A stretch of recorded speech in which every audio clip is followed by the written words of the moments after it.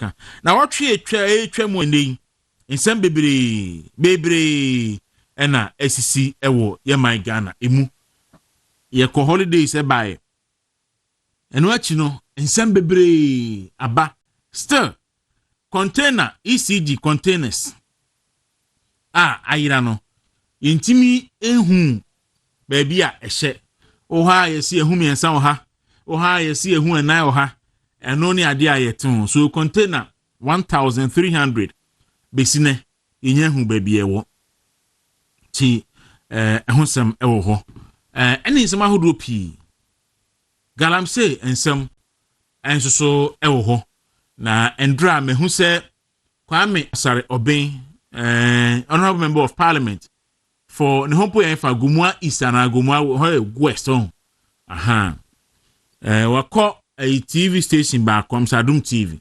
Adum FM yeah ako kasa se galamse ya koso no NPP for ena galamse no se on person mudugu aban ni mo ase me hu video no asema ba metimu an se wiase ayewe se woye oho se woni munyansa bibiri a o ma ponche achi na A+ obi a Ghana fo nyina anim no nyeme na me beka from the days of A+ and of both political songs be see ene baby a what transform me ediadu say A+ ebe catch Ghana for say NPP for eni guso galamse a obi anim say dishonesty. He is not being truthful. He is being economical with the truth because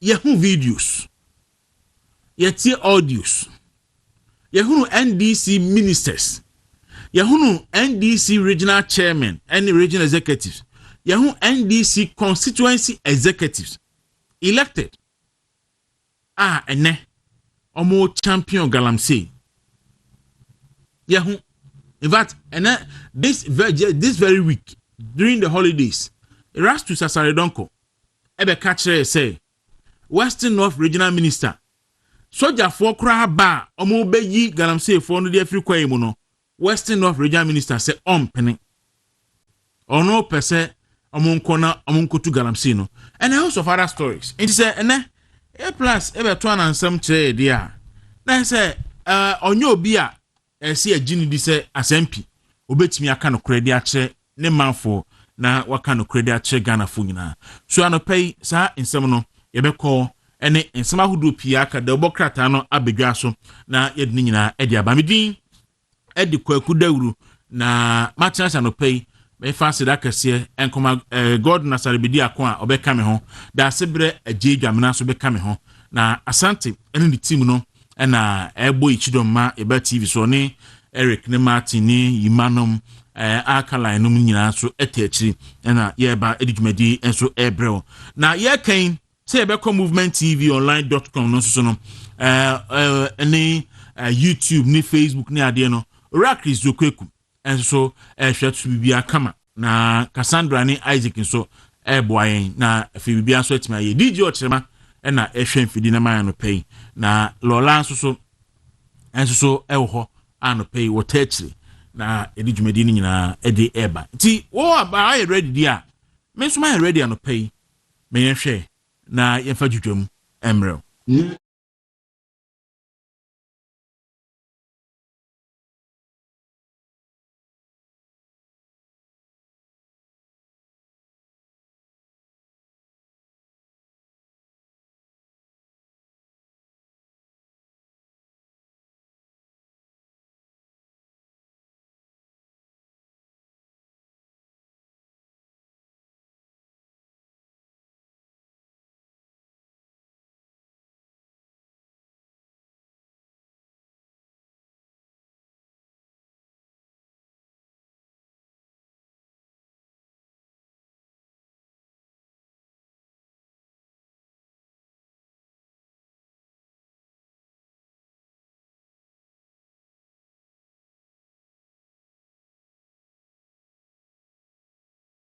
sekrata ben ya krata Emma NDC General Secretary Fifi Kwetegire position say Managing Director Emma Consolidated Bank Ghana CBG no mejiri se wahu bi uhu ya akra mejiri se wate na sa krata ne ba bontin no asema meka ya ne se eyese Mose emra no Nyankopon ema ne ba Yesu Kristo ebewu agi wiase na ene Mose mra no ye twam na ye wo maimu ana ye te ensam ye se Akufo-Addo practice family and friends government.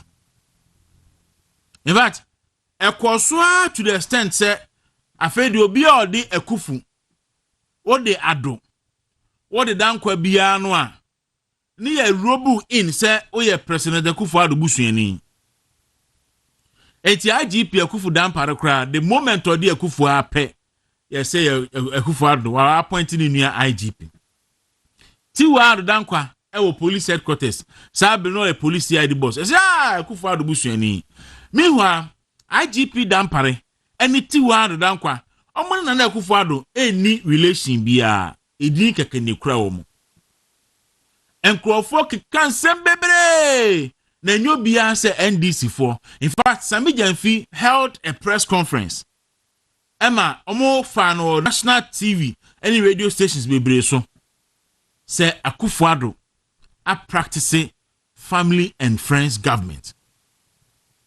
Abusia NDC ba benwi Ora John Dramani Mahama e ba benwi Ninua just ba Mutari ebi so a prime minister ebi so a senior minister ebi so a say ebi kura so no na Ghana vice president no because se vice president wo na president bi fi amahodo so ba kura no a vice president no timi tra dan mu na just ba Mutari akwakusia nipa no kwan ewo airport and all that o anche ni yehu se asie din kretia ba na ono so waje deputy CEO na yehu ema bia ejiji CEO ejiji CEO na enkrofo start revelations yesuo we ne mpran we ntini ama no CEO no yesuo we baby mama na no police headquarters wo appointment bi e ba ye yesuo obi baby mama so obi yire so obi girlfriend no no so waje omo aje baby mama fo aje girlfriend fo aje amene fifi kwete nso ne yire ya mano managing director managing director wo Consolidated Bank Ghana. Now the voice, the conscience of the people, but our hey Ghana for money the conscience of the people. Okuja to ablakwa, okache say, on only the conscience of the people. Et niama enye nyina no, ono na beka. And now Sami Jamfi our hey da bena obe organize press conference. No wachre nipa dodo a ewo John Mahama ban mu a ya John Mahama ne nanfofo ene na busuafo ne party mpanifo busuafo ne ene ya giama ya sister ndogbo ni nua kra ono nso ya man appointment ni bi na girlfriends fo a ewo abai mu no siase ebe bie su bi a kire wo a ene former girlfriend fo a ene obi former girlfriend wo a ene ya man appointment ebi ni mu okunu nti woka o de omudin ni ade tutuju a ebi enyefe ya kaya kan say na Akufo-Addo ma ne former girlfriend's appointment wa ban mu ni yesi ye Akufo-Addo ye gu ne ho fin na say ye Mose breso a akasa ni pa ni nyina no sabrei anko bia wo ridicule Akufo-Addo o wo sa score ni nyina a maba ban mu a mo ye sare nyina ka ba na yakum nyina fi wiase anka mo nyina mawu owe efonsa na wahwe wo de na aban no da ne mpranfo aban girlfriends aban ayire no aban emma aban osafo ba ye man appointment ewo senate ade asie din ketia ye ne nsam asie din ketia kan no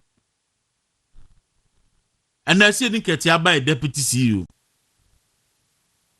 na asie din ketia ba de otimi di CEO ba na ya osafo ba de odi CEO enye yie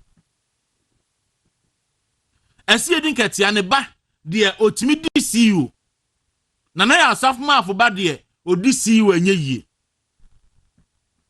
oka afedi ese omo ye qualified me pacho na ya safmafo ba kofi safmafo no was senate pacho ni qualification kura no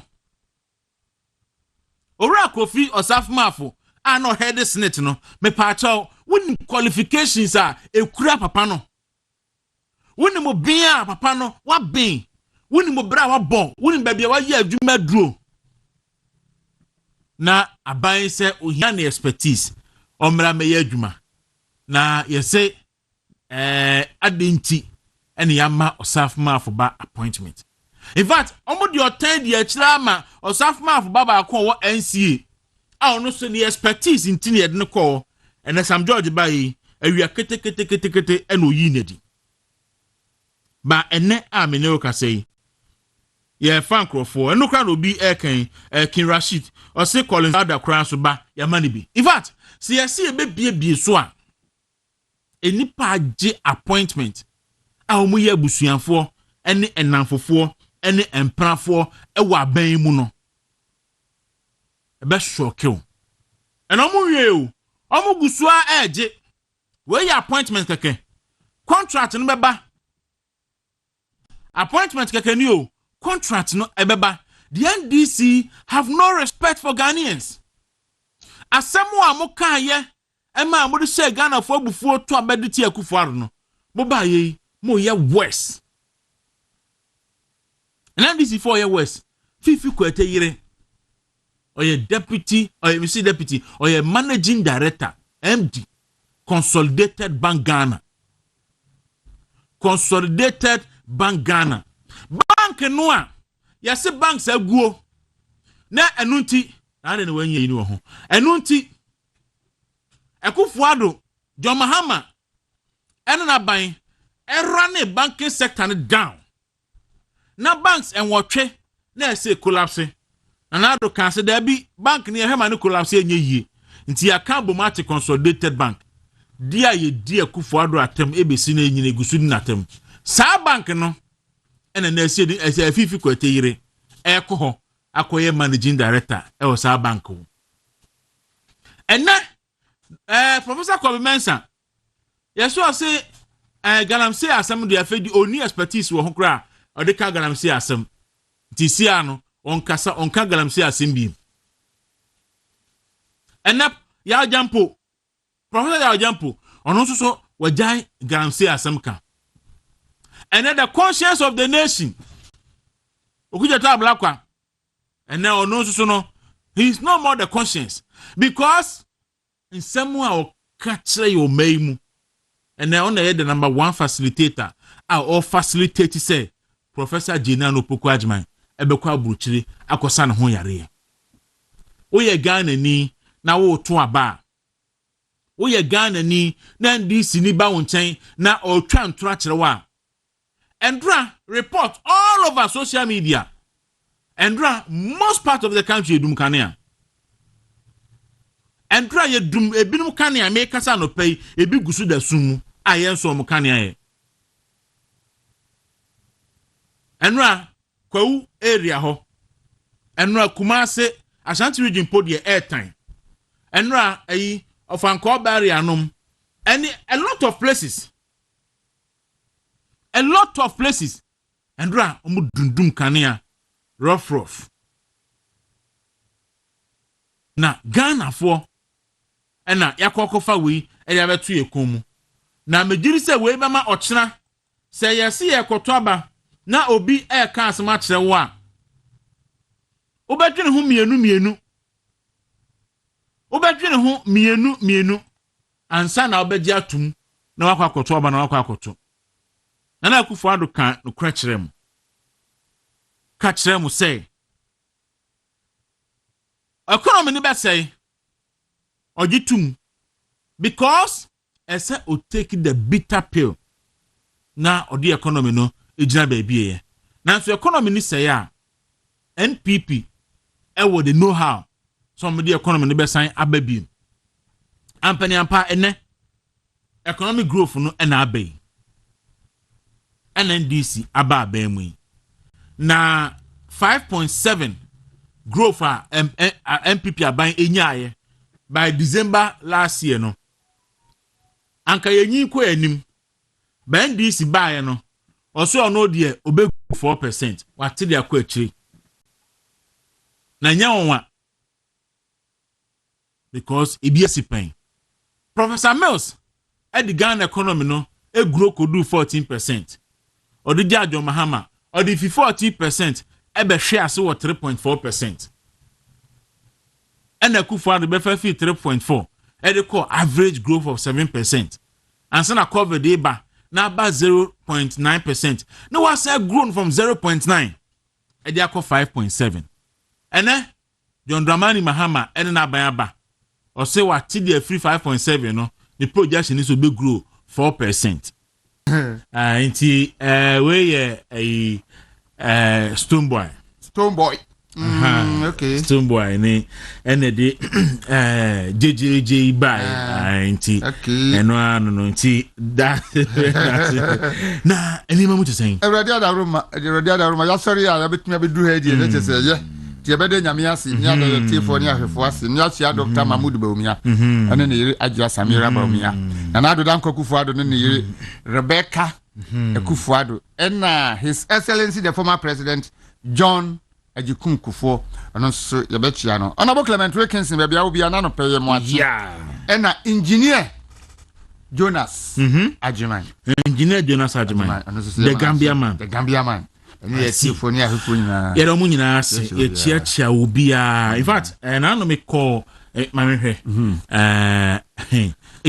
Na frimpon Agasi ma chie. O se wusu. Ese wo chia yen. Ye jeneso. So chia honorable gift to man pofo enso. Into honorable gift to man pofo so no pay ye chia no. Na okay. Editor me ora kwesi buafo ano pay me chiao na yambi no mo free Rock City aba de bi to nda so ho ya minimum me chia mu nyina me check here e ma me ba ko eso 81 years wow your friend Mrs. Dora Inkum owo adenta lankwantana ho baby ona na na do pe ese ano pe bia wow Sabri was so at home. Oh, nice one. I say, friend, no, Mrs. Dora Inkum. Aha, na. Say me can nano me to suffer say me yen sorry. Also, I know the day. Oh, some of the also me uncle be that. I'm a call now. Say na say me ya na me program. And you me and you kuada. Any yawada penway. Na de na na kai ni so. Na so am frame. Me catch out say. I'm frame to me refi. Besini enko Covenant Presby ewo yenwie be da ben be wie on the 13th oh when I say on the 13th aka 9 days oh when they met me on the 13th they be wie nti na aka dey catch yourself say na aka dey meba ni 25 nti yeguso ye kwanyumre bia ye sha 6 p.m. na ya pon na how dey be me Powerland they say ben o e bia usa na no me do fa wa ye ko fa ho nti ye so for penny Reverend Emmanuel Ochi any ne second minister Reverend Israel Boating almost to suffer mu nyina we presby sorry we nya one man na oba na fi na ya you say na beto I found go na beto say na beto say no go asina no anyu be na mi sister ba ko me ma mi odi ma mi achi ni ba afre me a adanya no so for say ohia me I'm see you and then you me sorry kiri no di ma be jira ni mu mu fie akonyo bi da ho na edu wo bedu sise obedi hine wo mukrumo na akonya no be ye ode na enche ne akun sise ehunu se wo na bedu so nti uhia se ye amama konkyere ne ne bi ma na am se me se me nkas me di akonya no na akumi me se me di ana ebi obi kukumi na me nya ma adwun se me di nti ya de na o da bi anya du so ne de ana se kwasi ada bia Abraham se kwasi ada robot na me ye program o ntimi nya ho ma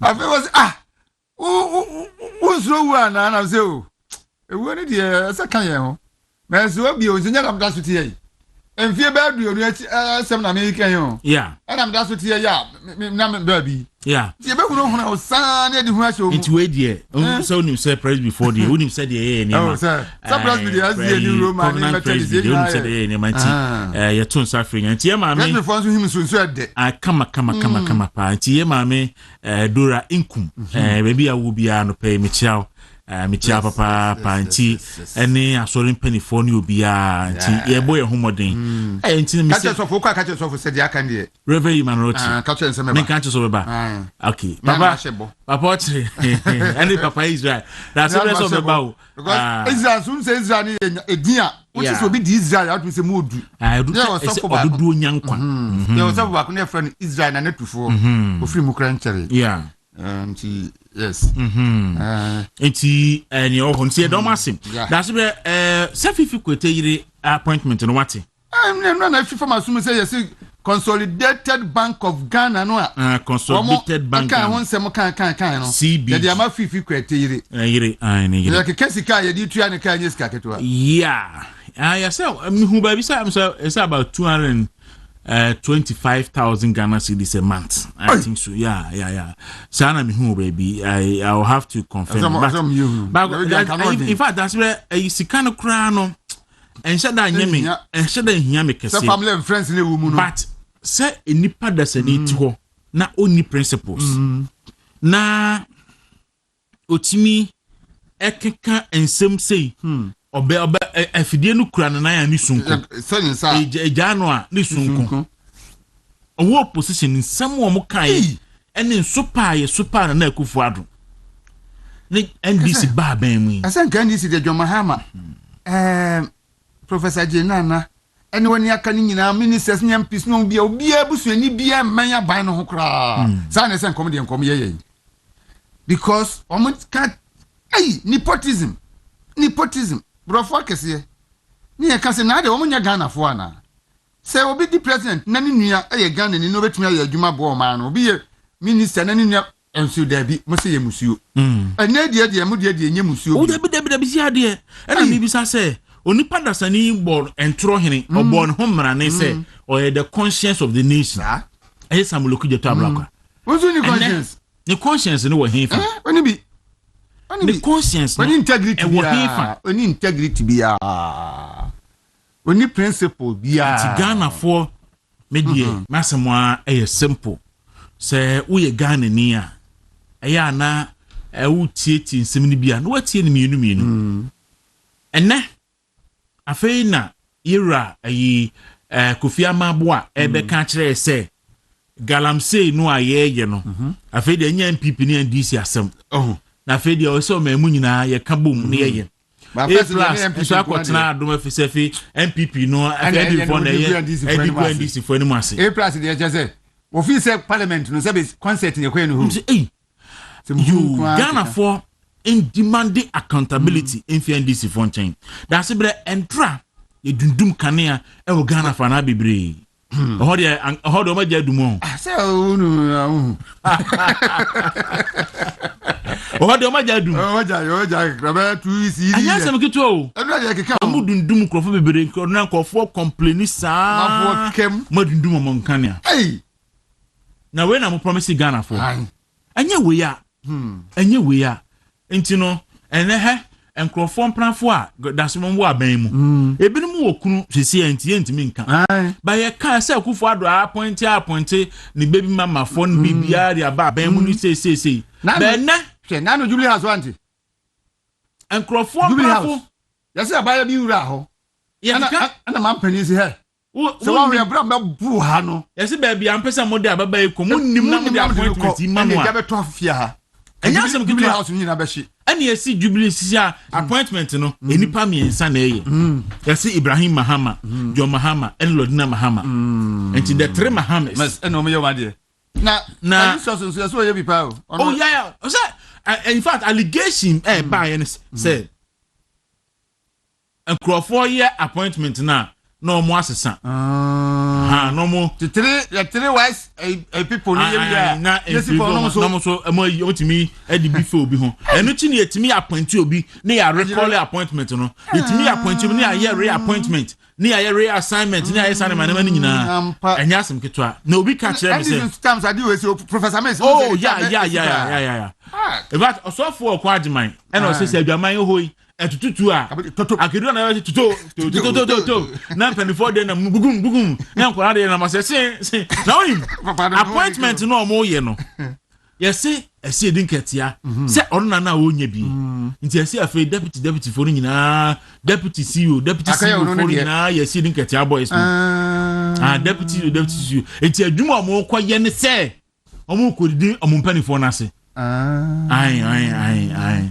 says no I taxes because and draw him musa na report here by here or say Jena no poku ajman NDC for favorite some de ne be subsidy John Mahama we you no free who Haruna Idrisu we Haruna free who ato forcing we ato forcing kuje to abrakwa we kuje to abrakwa na shedin ketia is a Julius de ne dia mamu kra na free mu kra e jama case na ehu e hono is Jubilee House one somewhere koso hono nya asem kito da asebere ehu godo ma che ye na menua na bakode nyame adom ahode e wo ho yo e de nyankopon ase ba before I say godo beto aso mesre ma menka sem wi man for frefrem so ma te say ne godon e ko OSP yeah enti omo ko but ye besre wo no mo ye besre wo no mo omo nkoku no omo mfa no nkotum no be kunu kro mo nkunu omo kunu kra na be ma ne wu ogodo nchina wadi na sase so wu kra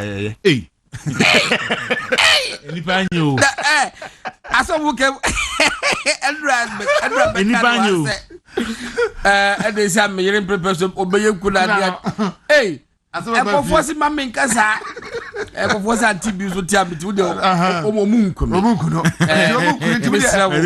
ma munku dia enchene kwa susa okay oni aka so munku obo mbe kuno it's obeja kumi OSP no opo eno mbe kuno sa hala biaba say ye bedru oh but ye bedru nti OSP no pa eno kwa nkunu free ni ye hu se ani besi bia nya si won bayi amkada bi na omu ko school omu tumirika nti omu ye training akọ main event no ena omu ye omu tumirika ni school mo nti wo kona se won kan wana teacher ni dia ba asam ena omu di share so na kwara ba ko owe ena kwara ni gina chiri teacher bo sebo na kan ho sebo akwesu oturi na yentu no da na hoto fam ana se ma bele obegwa ma wongwa ma eti ebusia enna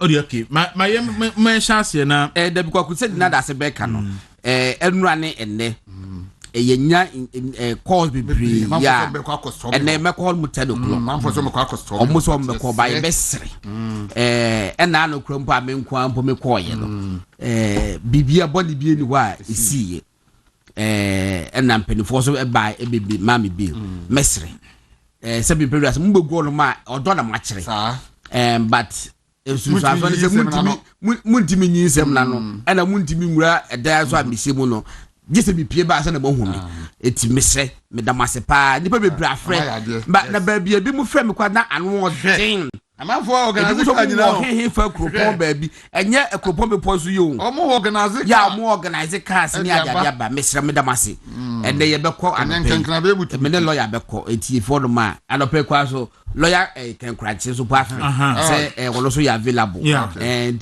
wono say anope wono me dia chia ya mpa say man kan na wonfo me say me nua panyi no me nua ba ko so poop wono so wotema eti lawyer for no door so ya ede be ko twe de ye besre eye we a friendly match we me just say a friendly match and na yeah bond we say Barcelona na Manchester United see as anything say am ka nim kala na match that's be me pese hu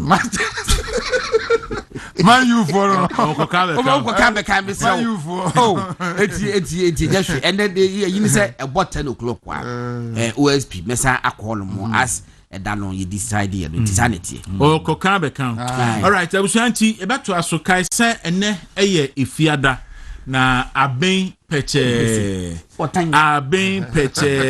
promo no ebeba akwan mu ene ebechi sika hey amanfo mo aso na ye sen hey atanfo nya nipa enti misro aben peche promo no star 256 star 4 hash star 256 star 4 hash na wafa second option no you won't radio movement TV Accra won't me radio movement TV Accra we are na what select a number of tickets our person ba kon 10 Ghana 5 Ghana cedis into throw one e beto 5 cedis throw 2 e beto 10 sa edidi so na fe wonso atimi edo ho ahyem bi na draw no so no ebo a na odi nkunuma wadi ano pe beche 1000 Ghana cedis nti wa imagine say ene Friday na wanya 1000 na odi kotu soloku timisra obetimi the 100 cedis eguso utwa 200 utwa 500 kana odi 1000 a wo mo ka nti yenya ne sa no pay na yemfa enko yenim yenchia ora fortune alimi of the daily daily gist the daily gist newspaper na anope so ne paper no abigwa so asante pacho yemfa daily gist the bokrata no na yemfa enshase the daily gist ora fortune alimi na hey anya izo godon daily gist oya gist ampa the gist man into ora fortune alimi so no so be friend the gist man because see ona okita gist ni nyina nti the democrat no okay so daily gist the democrat ni GJ president or attend a jamboree wo Dubai and no sheda any interest and pay so the other story say Mahama confirm arrest of $350 million cocaine and so el hasi now we share in team more say OSP slap 5 million Ghana cedi bill on Gordon ban from traveling and all day God has had any OSP and so do my top corner 2028 presidential race who leads NPP a bar with the photographs of Dr. Baumia, Brian Champon, Canada, Japan and then Dr. Bichum and what the Bokrate down Paris snobs former IGPs and also so wo the Bokrate and say na ka say wanko anya de a wo beko dan pare anya de a wo beko na IGP foforo aba na IGP foforo aba no ase o eso ni pani na due enti se nyame yi wadom no na wo mpanimfo abekọ akwaje afutu afiri omo ho a omo ano ni omo ono no obeto omo no kra no omo obeto omo no nka so omo na chese utia ye enti we de me nko na me no nko hia me je futu tio wow beto no ono wa ya aka won so a udi na ti ofo so ye potential no so no wa ya aka aha nti en de nya de obeto ya de wa nya de kra A+ so say on the test roll you say NI before investigating no speaker am akwan say onko face NI before no go answer the questions so go down when you say you slap you yes you assume we no say you try na assume Kwaku na ayin mahu sorry no and mahu say delegate so the story na me picture we a check akra obuka chebe ka mom picture foforo ye no pede me issue wo ho ko mami but me kisi Kwaku mami na once again mami na picture no ayi den tell we a chew na baju sanda anye fufuru nti na foforo ni nimu ni to aso nka senya mia we about 5 years ago Kwaku mami na central for Ghana asem ba yi silo mosi a kire do no Kwaku da wo na wo bi wo course na all over ya na e ba ye no ultimi say GG president no baby but small be more buy mo no asan frame me into no after that the phone made ko baby e craft frame Eastern Regional GG chairman Kudeko Maso Kudeko Kudeko I into no Max Hospital na say all over Ghana almost wa buchi e say media house be so Ghana for the wa amanone no e be brain so frame me say e say about radio for and am na do for ne do BBLS ne and e bebre na efre enra so o kan WBS pe na ma ka ofa kwati na mansan enra so yas mesiku asantase so de say santas Methodist for ko bompa e mama wasi anti enra nwumbre anti bi ne Methodist for enra mo de ko mo koye prayers era bi ka to say mpa body ehia eye na nsuwe mu de e ko mu hunya ko anko ha nyakopon sa because e say that issue bi asa say and normal ya say me dem ho ko kire keke nti no me do mu nyina ase wo mo a me Sunday school teachers Kwaku sa fa me Sunday school teachers nyina mu nya yi mu ni ai nti enya senketo akora nti me do bibia ase the most important thing say ene me ko ne ya de ho ko kire keke why asantu betime the daily gist aba na pari de no me mpanifo m ko ye Mr. David Asantia Pietu. Okay. Former. Mrs. Mills Robertson. Former. Nana Osunsia. Former. Hey, Nana Osunsia. Mr. C.K. Dowenu. Mr. Usupoku. Wow. Mr. Patrick Kwatinya Champa. Me papa. Oh, papa. Mr. John Kudalo. And Mr. James Opombonu. Opombonu. Nyina akoi. Dan party se menko. Papa. Onko. Oso dan party se na me Christiani and na me the president no amukura. To all to Safre security has or Moko Nina Kwaku me I got not feel say and say IGP position no or yen for life. Okay, you're really man forever. Forever. Apologies to Sir John of blessed memory. Kwaku, you see, last because say movie say Obia what the IGP da. Yen to tonasi. IGP bia. Yes.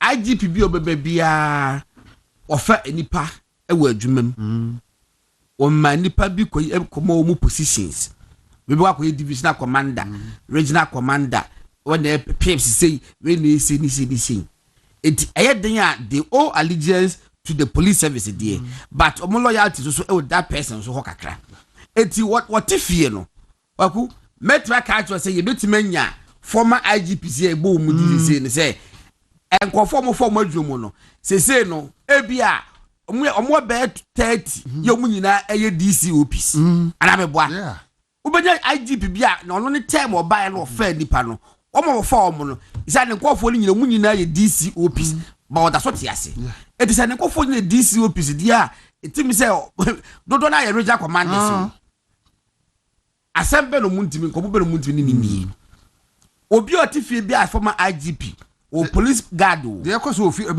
police obi a o ti onim etisa wo ba edru so be IGP a bre wo ho ase in fact say ya adidie kra bo wo fie kware say to say wo bedi a bre wo ho ase na no muni sa wo sa wo so de nkita ho na no muni nkita ho na bibini a o matime tia mo nan so na the Jamiasi say what say where past and he's going to the annals of history as the worst IGP kuku dam wotwe ya mo buy yohunu IGP yohunu I think he says it was starting with the what the Kenya for about police no say omonye freedom bi make us omonye freedom say omonye kwaya de bone but say na omonye freedom to assert themselves to assert the authority say me so me divisional commander me pesa me to na obi small boy bi a wo semase e obi abeteki over my place ya me mintimi nka bi ko busa na wo say IGP ne mi so wa hwe yi wadi you was in school na your English master na ya stand headmaster no nye oh no no disciplinarian okay be fine sir friend na bibi ba na kwaka kire no say sir anka asisi 10% ka no no atia so obinda ko asem na meme nkoka wo so the master Me so me go. Enti that barrier police service no. All right. Eti yeda omo ase na ayi Asante Pacho for daily gist in San Bra bi na yenhwe one of the stories when the banner headline na when mu no na yenhwe okay so who list NPP presidential race, who list NPP, and at 2028 presidential race, who list NPP, and all they 4 names ediaba and we did weapon no mo na na me say na ora ba se jako say oko umzo rock city wo hobi unse adani mo so hobi na say you kwan sudini kwamra Japan sudini nti ye nwanwa ana hwan bi mu say bia Dr. Preku kra besan ko Dr. Preku die menye sure hwe Dr. Preku bia Dr. Preku besan Dr. Preku ko bi obe nwanwa sa ko Dr. Preku di ko bi obe nwanwa okay anti Kwaku yenhwe anti no so mo say so far the obusa but ye friend say do awrogba dutum die no ese manya ne ntie se o person de sensen ho okay nanti am kan no na me kan no na me kɔhwɛ na ni am kan no na wope wode mpedifo di nkombo in fact edipa nan ye wo hwin I can say to an authority say doctor say you dutum na waka so be contest wode mpedifo adi nkombo wo mo a wo peputum party ma esa o ka kire wo mo no woni bia di nkombo say wo person contest abo mama Nigeria say wo so ye Ghana ni why minister da say this to be contest or can Japan so any penifo di nkombo say once again we say contest bright champion not a bright champion dey no ono so dey no na enkofo speculate but I can also confirm say ono so no wa confirm say not to me but wode penifo di nkombo say ono so be contest however enra no minya ne tie say lotto say ya dutum die no eso person de sensen kakra ebebo no person de sensen kakra ebebo no the same thing applies to Dr. Brian Champon so also say ono so nyame child age on the side it will also hwe ono so hwe say ebia after 8 years say nyame ale say Dr. Bamia won ka Dr. Bamia say mu de ba me na me di ship say ebia be 8 years time no na ekwa ba bedem na woko edi se waku se benefo mienu so man contested ya na ba ko ye Dr. Bamia in fact Dr. Bamia so enya confirm no publicly say obeko but he be confirm man said ye empenfo e kono ho empenfo e kono ka say won contest me gidi say obeti sa asem no me wa fa boache jakons be contest the picture in here but I can say to the authority say media menina di kobo because nyame aduma because Rock City no okay I use so Kwabra Japan engineer Kwabra Japan means one can't tell me but the same man I can also confirm say we Kwabra Japan and so you mean confirm onunyan for adenimu so be contest onunyan for adenimu so be contest enti akakra I mean omunyina they all qualified to be say ne opeso nti edada hono ye da mase bebre nti se omo bro 5 ada no na JB kan sembi nse sa ade no omo de yadwuma nke beboa se father get yin fi ho yende so muyi ko so muyi ko straight na de obefa bia no yen sembi ensa ti se lego de no yanko se we 50% plus 1 na se de na we are second round see that dey be sa to da no na BDF it is for delegate di omo ya na ti mu omo fi ehun hia all right Asante yen to aso Kwaku se bia me ma se mi o aden se me hu e wo picture no so e no so a omo ami ana anja spectacles na ya me ka se mi o se mo na mo tiri ho pa tiri ho pa competition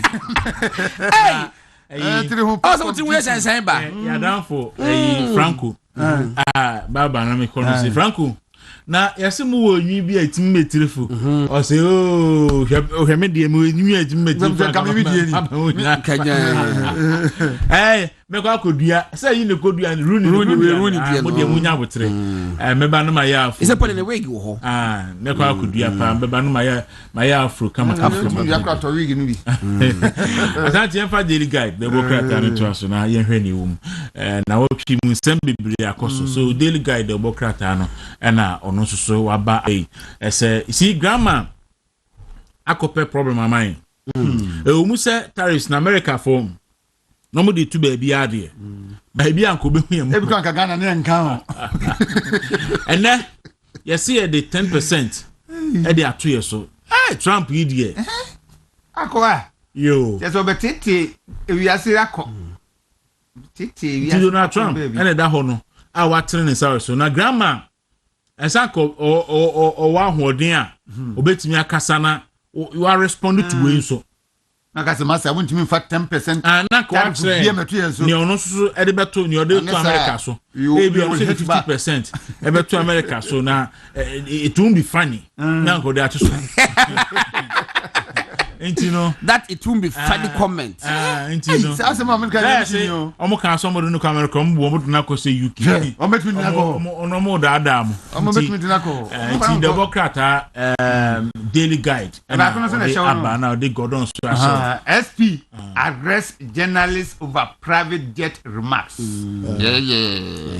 almost me picture down mo use here that picture circulate power so me say me mo new ones na Kwaku I was almost showing implications of 10% tariffs na mo de abano so mo hwe ho asem no omo kan na mo chechi na ye den this am a share list no say I have to get the full detail but maybe as some of the 2 items be so there no say ko say me say me nyina we say import from Ghana but bibia bibia na nyɛ that comprehensive so mo mutumi say maybe abayere board there na say tomatoes na dey kwa nti mehwɛ ye no say ete say ya Kwaku ECG asem no ho abuginapo energy minister ene ECG mpanimfo ene national security coordinator energy minister John Jinapo sorry John Jinapo me da say ene ECG new boss ene national security minister ye omo ye sre wo mo movie no ya hwe comedies na che omunyi movie ni ye effects no doso effects no doso o ma ye hu ade ni effects no doso nti na suspense wo too much ye hu di esi no bi da ko bo say hey ye be fana ko se ben den yo wo hono ma na ye twa kosia movie no theatricals no doso no de sre wo mo Kwaku omunim no kre na wasem no mu no Orabu John Jinapo nim no kre no. Yeah, onim pa. National security coordinator enim no kre no. ECG boss enim no kre no. Kwaku se containers ne ayira mpa. Omunim baby. Eto munya ise ne. Yakohum yensa ewa so yunu. Adeche mienu so na ye hu se ewa wi se. Say ye nane e de beye eye aluminium chain. Ye de beye say ye de munyai yesra mo movie no de effects no doors effects no slow motion no doors and to be so highlights am de my ye besre muni baby cry wo container enye mobile phone edisi ebotom omunko bu support for penny for say after say MPP lose elections ya NDC for ETC port eko lutu niema ewo port any warehouse so no hwa mo na wo ho omumu sa NDC for na Kwaku yele kura no menye sure say NDC for mrantie betime wura port ho abra panimu bi nche ensuma ho akofa container ba ko na container ba ko pe ubeti the current means wa container ba ko eti na chese ka wo kwakofa container no ya wiu ekoba brase ya utuye kwalimu kakra Kwaku ya no kwanya asanketo o asa na di crane be so container ni apeja di asiso kakra di asiso obi hu ewo port ya obi ehu Kwaku mesi NDC fo nim ba bia containers nyina wo owura John Jinapo enim national security minister wonu so nim because ebim kwatwe bi ekofa big bomb ka so mo de ko warehouse of national security they were available ekwo ho ana se anko any question mark no kase eta ho ho ka so mo fa anko ho na omukọ port no ho na mo kwa se mo fa de wi enko because ECG for na cry nti ECG panini sanction so mo nkofa na mko fire yenye ne saa se o be twa baby akofa container ya emuduro sei na wa wura port na wa tane silikon ho na kwabra ne po ni silikon no de apie na se wa de be kopa security for ho so mo wa here there is a state complicity e was sad de bia almost ayira na enyirai omboa abani ni baby e wo owra gina poli baby e wo na security coordinator woni baby e wo ECG boss woni baby e wo the one in charge at the port wọ́n sọ ni bẹ̀ẹ̀bi yẹ wọ́ eti mo nya de charade wẹ̀ na mo yẹ no na mo ẹ̀dọ́ọ̀sọ̀ no do afẹ́ de afunu nipa ẹ̀nẹ́ yẹ kọ́ mo sẹ kyan ẹ̀sìn kọ̀ọ̀fọ̀ bi nam A+ constituency hɔ yẹ sọ mo kọ̀ hu sẹ mmienu bi gomua hɔ baabi ẹ̀na mo di twam yeah, we are talking about over 1,000 containers ẹ̀yẹ 2 ẹ̀yẹ 4 ẹ̀yẹ 7.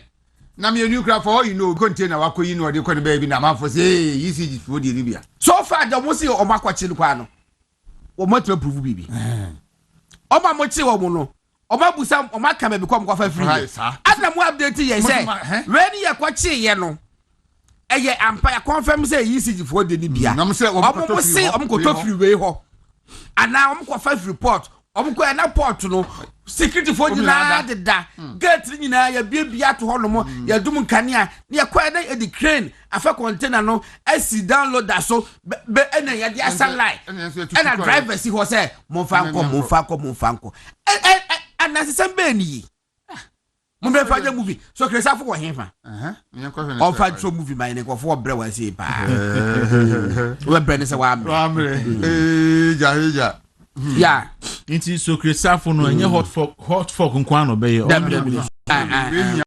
only we can we see ECG issues ne there a hard drain na ni nti hard drain say e basa na more reduce it to go man any more laughing stock e international because obi te say you say 40 liter containers makuma 1,300 ayira obi be ka say o man ni joke Ghana for me normal na so o me ga o man ni nyina e joke enti no mo hwe ho inka na na yeso ji say all items imported from Ghana enti no enye yi na o say as Ghana so ye the 17% are to US for Nema, so that's what he's saying. But I'll have to go into it. Honorable Clement Wilkinson said, main country say no be call a hono. Yeah. OSP hono.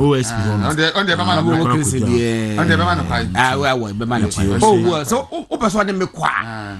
Now catch me di I say Miss Ebi go pass your door so me say no dey twe kwa ba dey be din komo but ye empe situation a any people go gugu hono mo bebre I don't know for me emfa ibia emma eche odo de but ye besre say mo me enkomra lawyer for ne be kwa aba to no wo can say so me ba okay no problem me do apanyi to de mintimi ka say me ofa ya ofusu agi bo kwan o so paucho music test na ya mo ye me ha no ompe munyai na so suanwom ai mo fa me nko baabru mu anu de obepene na wo ka se suanwom na nyum no mi sua kra mi hunu yo yo kan na ni na ko fa ba yo bisa mi huni pakro ese bim o se bim nation okay bim nation go spell me enhwe bim nya bim wasa dia wo di papa no wasem man ka se mini ko ko na ya bo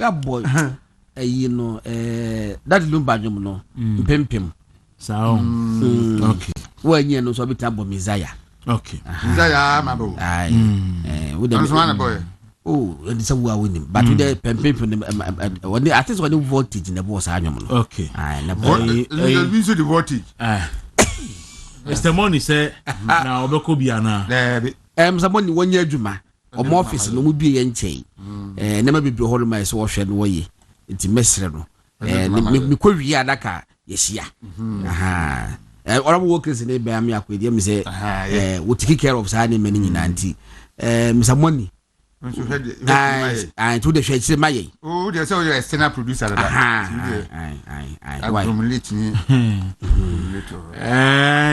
say omunya adwuma andra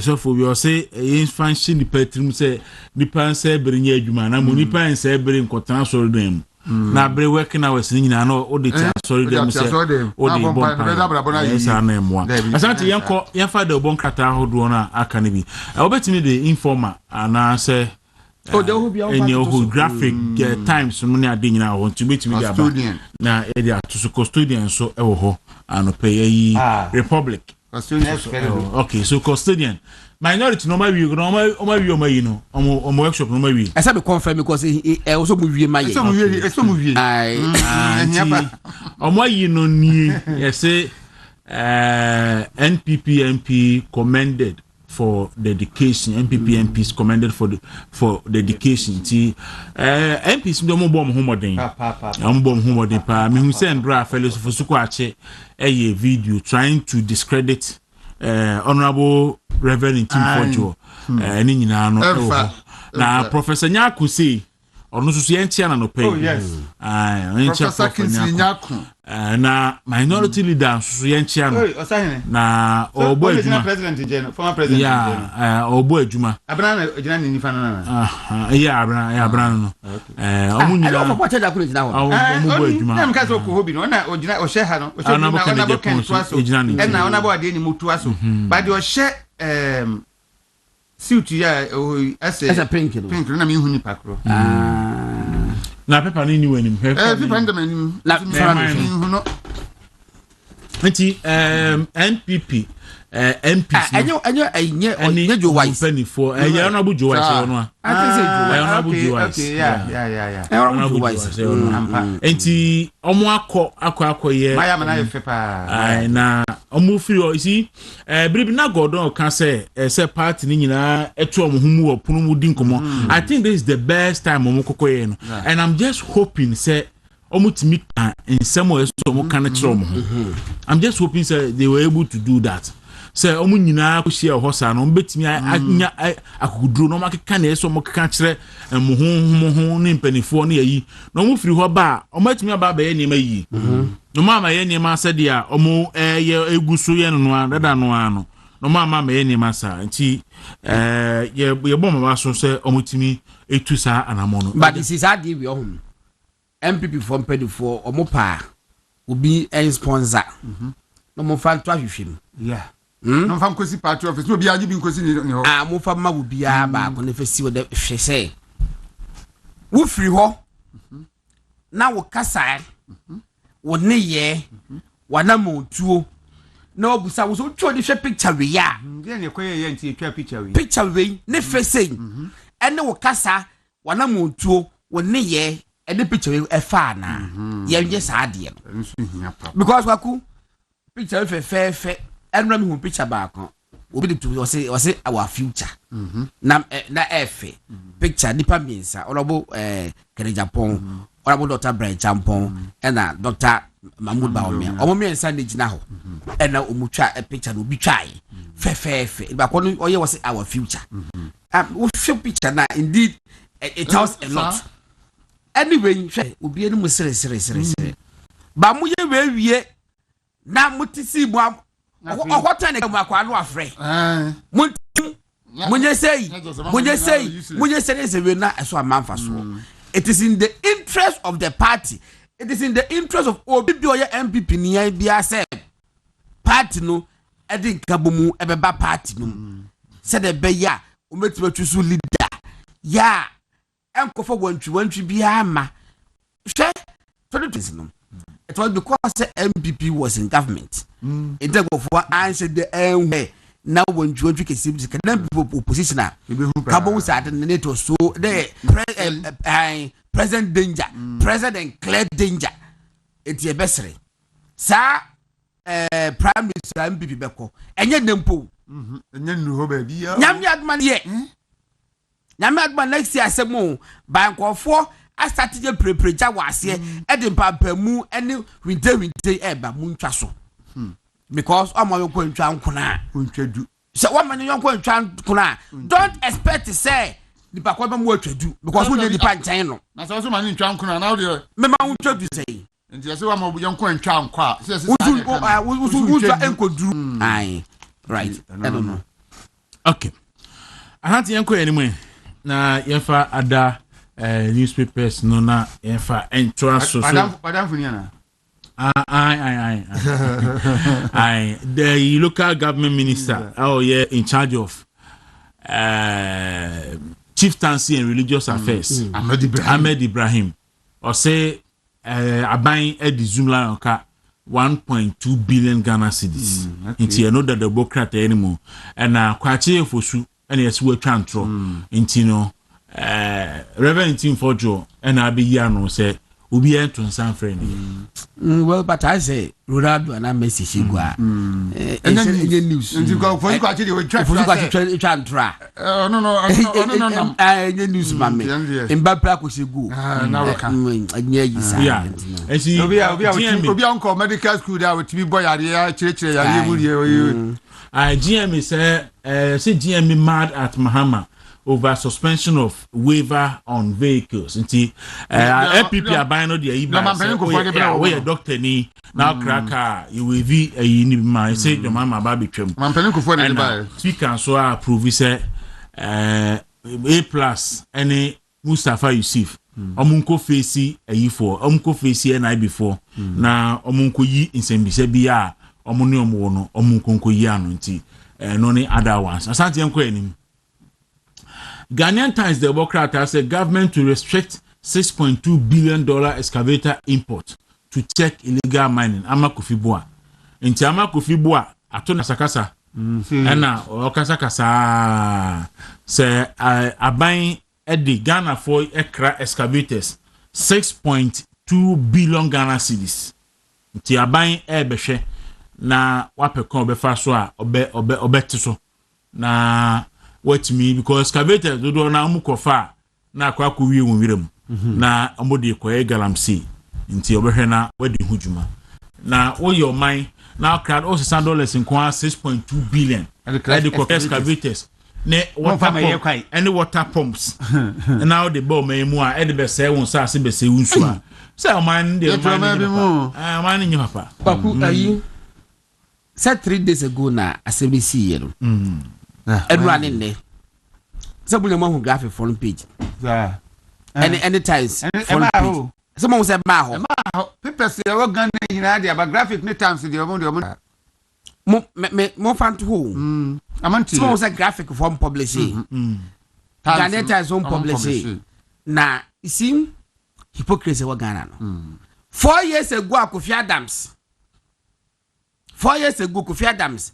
I say me try to so because Kofi Adams for buy car. Yeah, what pictures or documents was say a car in Kofi Adams dia and then ubusa me make it me say aka. Kofi Adams ekusim that was 5 years ago. Osim wo court. Ade achi ye na that Ghanaian Times front page. That Ghanaian Times say Kofi Adams say sue me. And then munim. Yes, I eat and central. Some was once and so and you also Monty. Because who were ye ever bomb one day. Shabosum. Or me now, Beradian.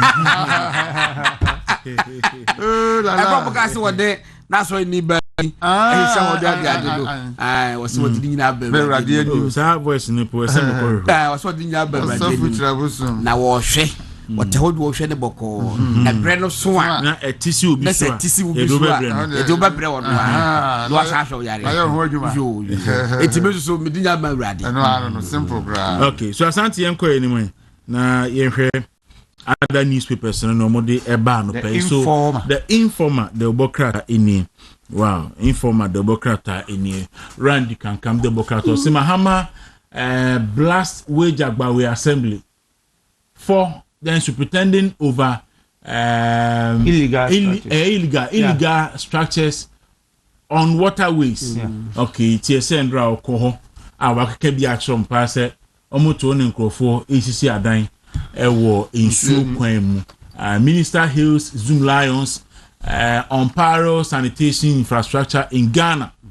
No so ewo ha the minister so akwaba and I say divisive politics.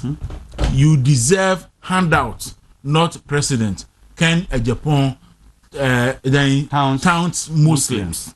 Okay. Nti na no asema akwasi kwaten no mu church mu ayi ne ehye ona we kan Japan call you know Kumase akosia nkrofo bi okan no na the informer the democrat no ade aba so nya bia obiebiem na akomu a nsem bebere wo the democrat no nsem bebere e wo mu pa nti nya bia obetimi akenkan na wahwe red means stop campaign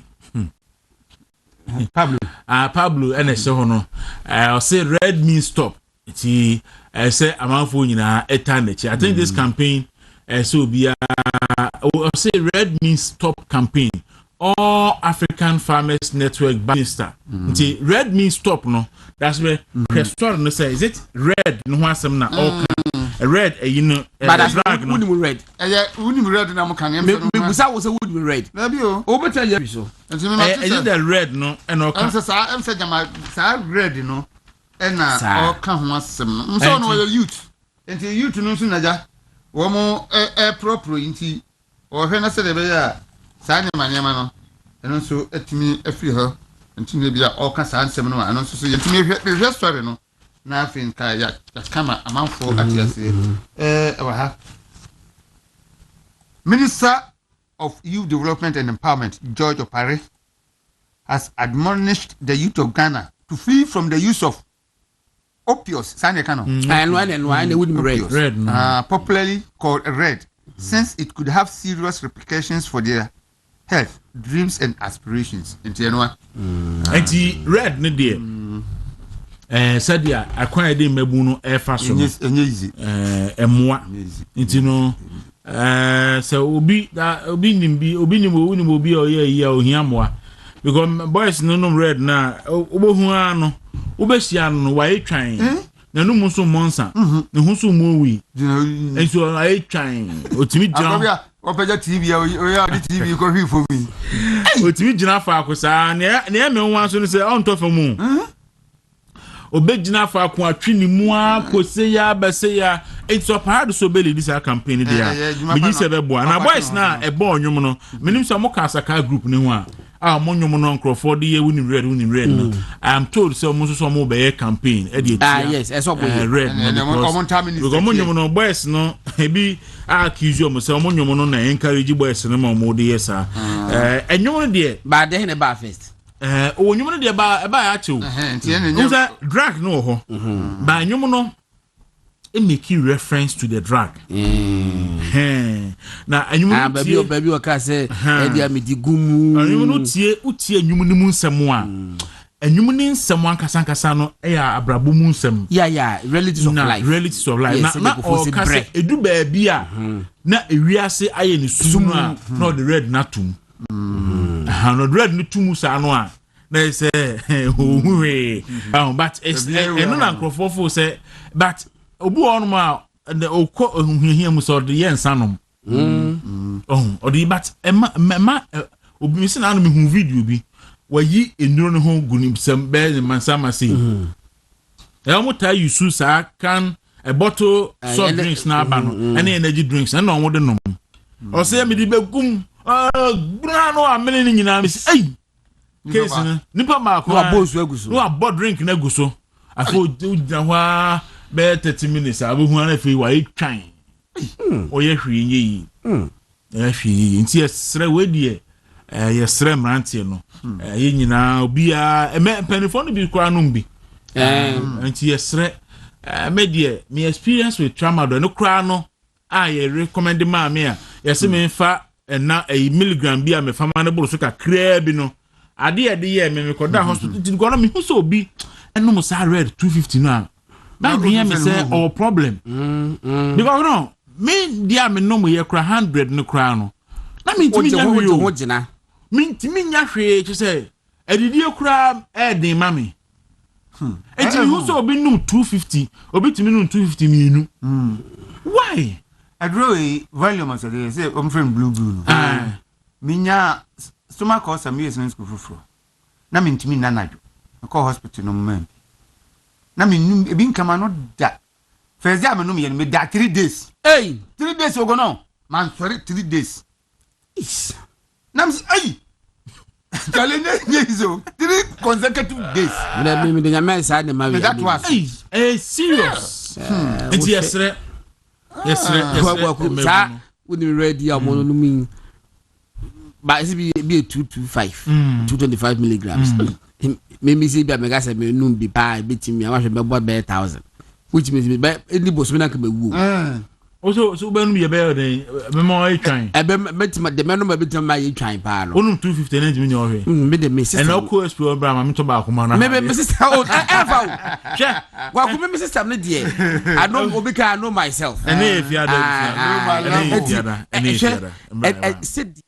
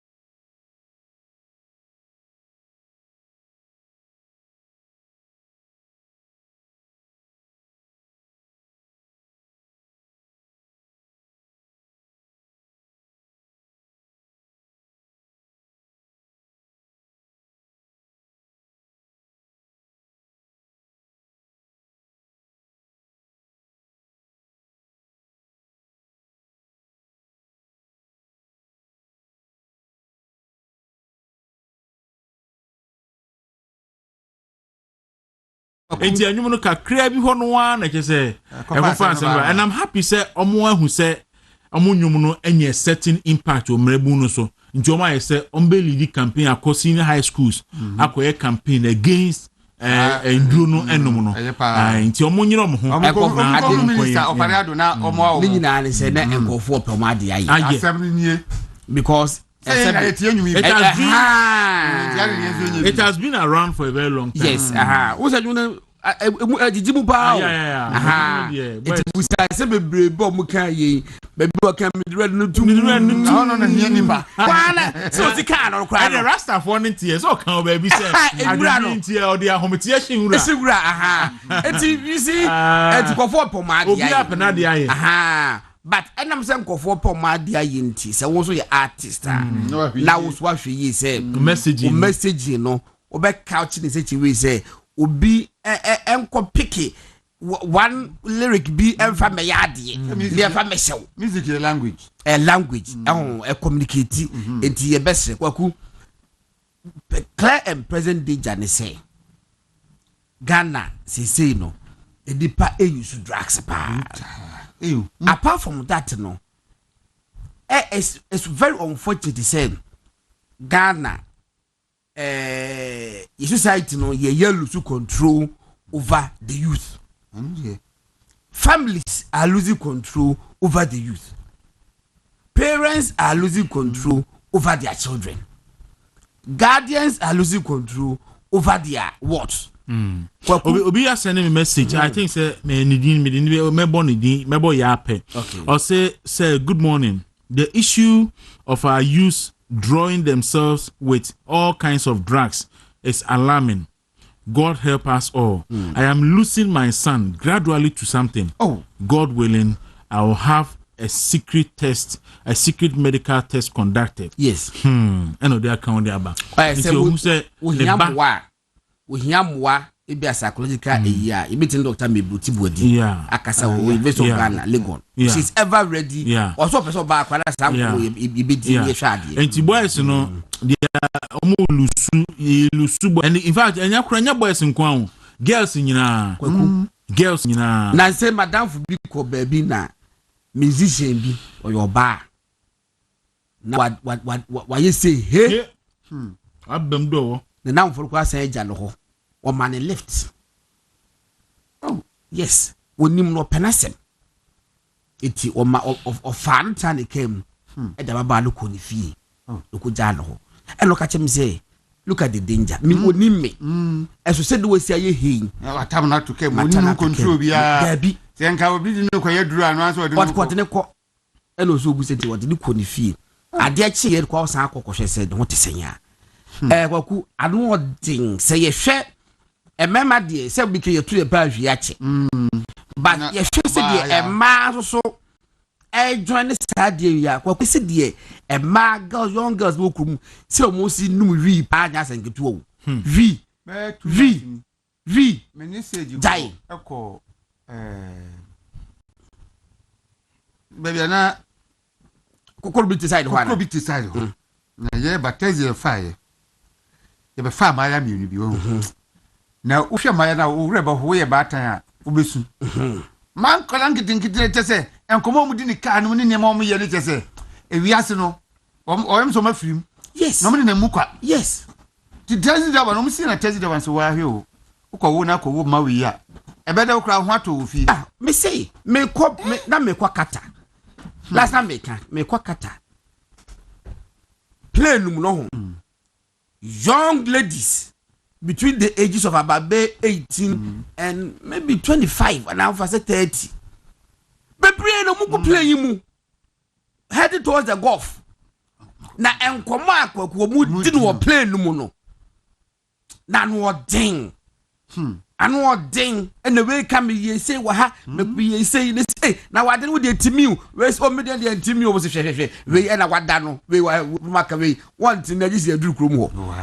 what you say gradually no we are losing the moral fiber of the society awofo ye besere ye ho e wo se ekope bibidie e se ekope bibidie ba na me efie so eye de but wo ko na wuja ma ho no wantima anhwe ho mo a to bi so ade aka se won babone da osu kwatete ye no tebe se wo hwe oba so a na de pa so ate echi no because to the bia no matter how careful you can be no matter how protective wo you protective go ya fe yes wo you over protective me no me feel say the approach is use ni say say obia twene babata ne ho fini mo fra brem kane kwan fa so tete nkola na twem because enen nkola ne ye godo ye mu bi ho no mo a ye nyi no before see enya access to even TV kura no na ye nyi o because nyema ne be ro no mo a obenya tape odam obenya TV odam wanya ayi sa cassette ayi na obetimi de ahwehwe wa move bi no na na check akra o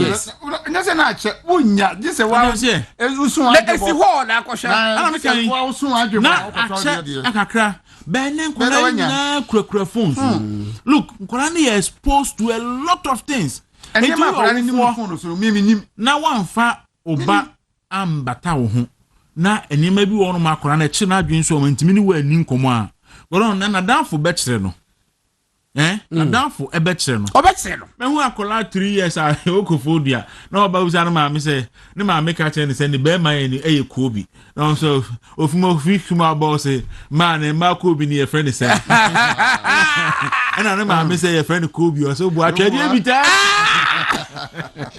ese wakwati bibi wo school mu no de ba enti no se yentimi anka nkola no enne ka ne he no atwamu eno ba tan bia ngire no ho se ono ba no be yadanfo na eniema ne bi wo no mo a yen kyerɛkyerɛ mo eyi mo hu effect na omuhu eniema ne bi ayi nkrofotare ye fan se o ade ba akopɛ na ba tan kyerɛ ne ba so be nyinu nimu ye omo refer to sex and all that but say na yetimi bold ne ye kyerɛ nkola no na ye mo hu implications e wo ho because one kyerɛ na danfo be kyerɛ no one kyerɛ na social media be kyerɛ no enti no phone no simple as that Enti sɛ anya ne saa de a ne ama nkora na ehu implications e wo enuro no ne ne ho de a godon ehu and by 10 years to come no boys ni nyina be yare baako asem eno ne kidney failures ne liver failures ne hwan ne ka ho ne all that na nsen ya red ho asem ba yi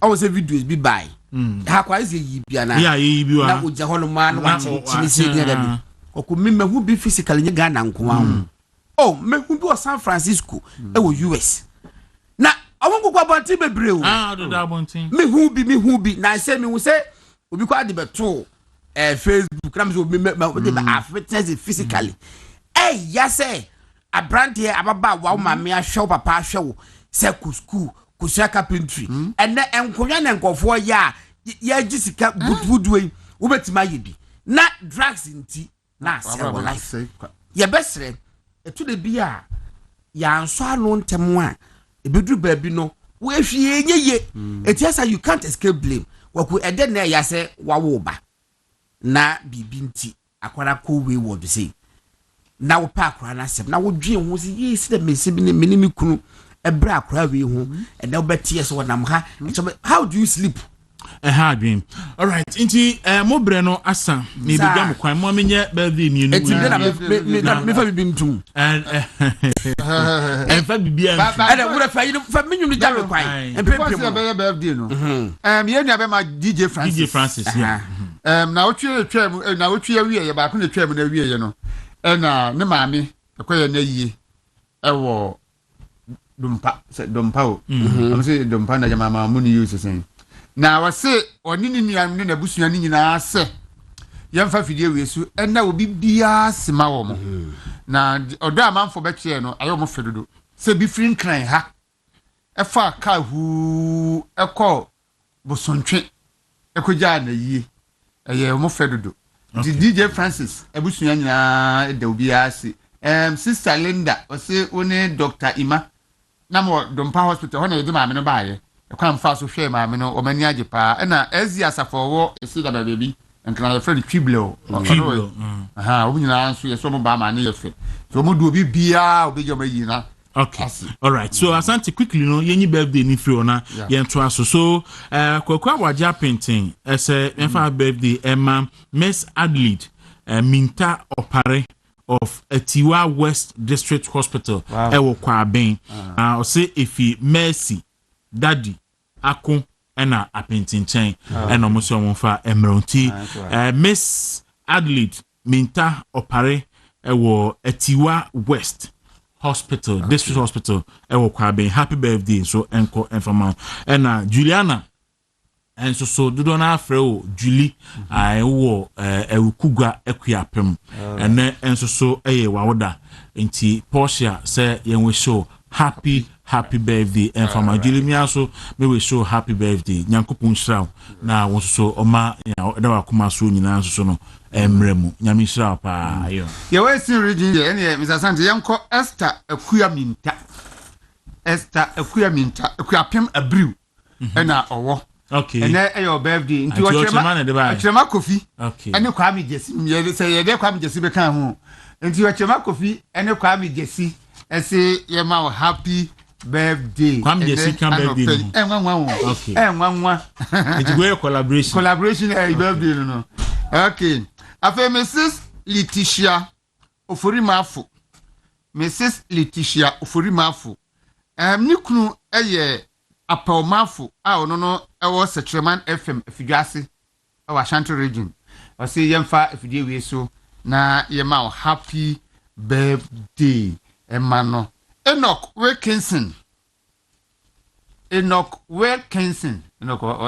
we mekai ye call Elmina Fishing Harbour no okay na okutwaye Enoch Wilkinson na your birthday na ko da so assembly ho na say oh I don't know na ko assembly staff na work our West Municipal Assembly or official driver Honorable Clement Wilkinson so you nim so assembly staff and also a private driver yeah enti Enoch I'm happy birthday we are simple we picture ya watwe ya is simple okay Mrs. Esther Mansa Sari Mrs. Estamansa Asare Okumasi ene your birthday Oba Asare pa kwasi wazi ese yemfa afidie yi so na yema happy birthday nti Mrs. Estamansa Asare yema happy birthday die twato Dennis Aduyeboa. Okay.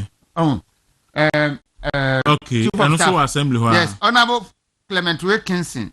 Now a PA, Brana or MCU or okay. And run another birthday. Okay. And into Big Joe near Abusiafoni and I say you is happy birthday. All right. So Asante Pato, last one, Deputy Nasara Coordinator, Watema East, say friend Sebawa, and then so a year now. So Sebawa, a happy birthday to you. Nyame Unsrao na Oma Nkwatin team, Deputy Nasara Coordinator, Tema East Constituency, Emma NPP or Science FOB Secretary or Tema East Constituency. So yeda omunyina so ase. Enti Asante Pato, ma yeda sebre mo bo ade so. Anti era nyumu no mebo enti da sebre ya bo ade we so wie pena me de nyumu no ahye mama godon na fe munyina ma di ase bia boy. Aso ya ko nature medicine for the no bia ba ya kan fama yina no bia ko pe bia to your gastro mixture.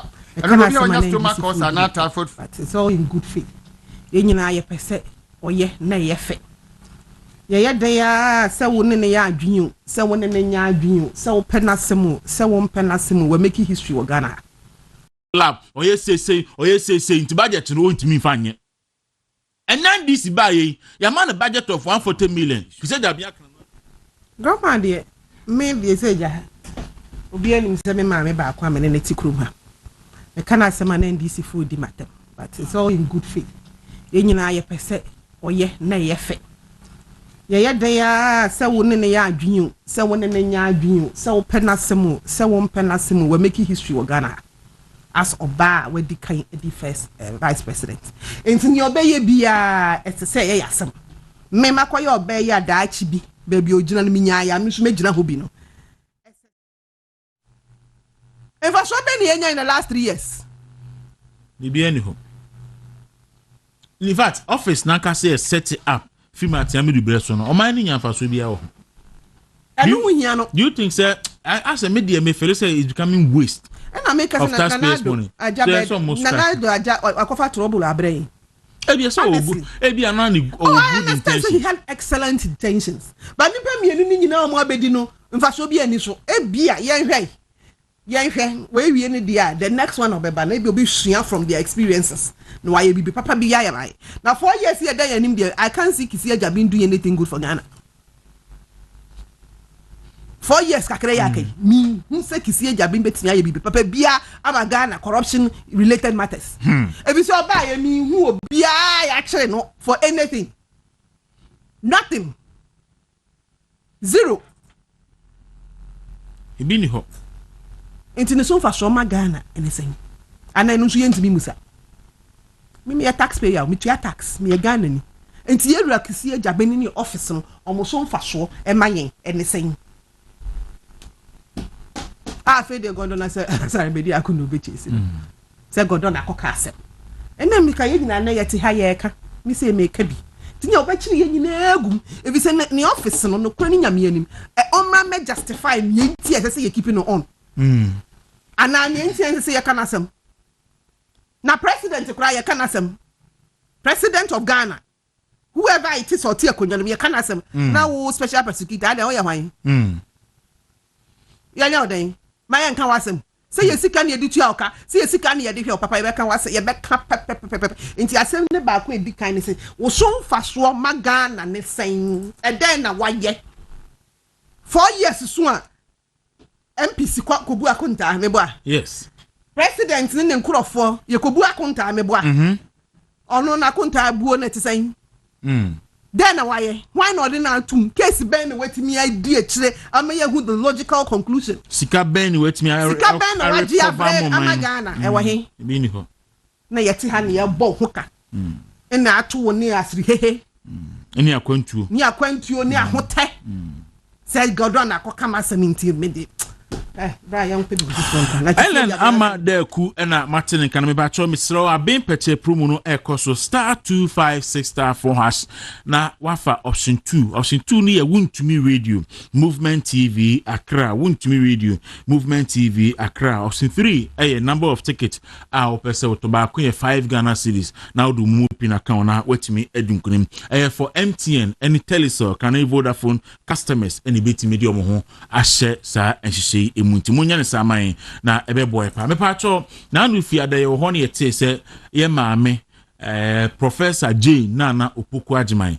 Vice President of the Republic of Ghana ne ho fa no ye de ne kwame no ne meka say o mai ogusu ho onso so de wa maame anu no enti anopei maame ti o and you see ni account afidie say yade de anka ye mfa nya nipa ye mofra kra itimi yare na baby ani mfi adui nti anko ye pani oyare a enye nwa but enura sembi a NDC for catch Ghana for abra ba omia ne hododo na kakrenti ena ma nkrofo ebisa a lot of questions mamiti you am on this issue grandma de me bi eseja obi anim se me ma me ba kwa me ne tikrum ha me kana asema na NDC for di matter but it's all in good faith yenyina ye pese oye na ye fe ye de ya se wo ne ya adwinu se wo ne nya adwinu se wo penasemu se wo penasemu we make history wo Ghana as oba we di kan di first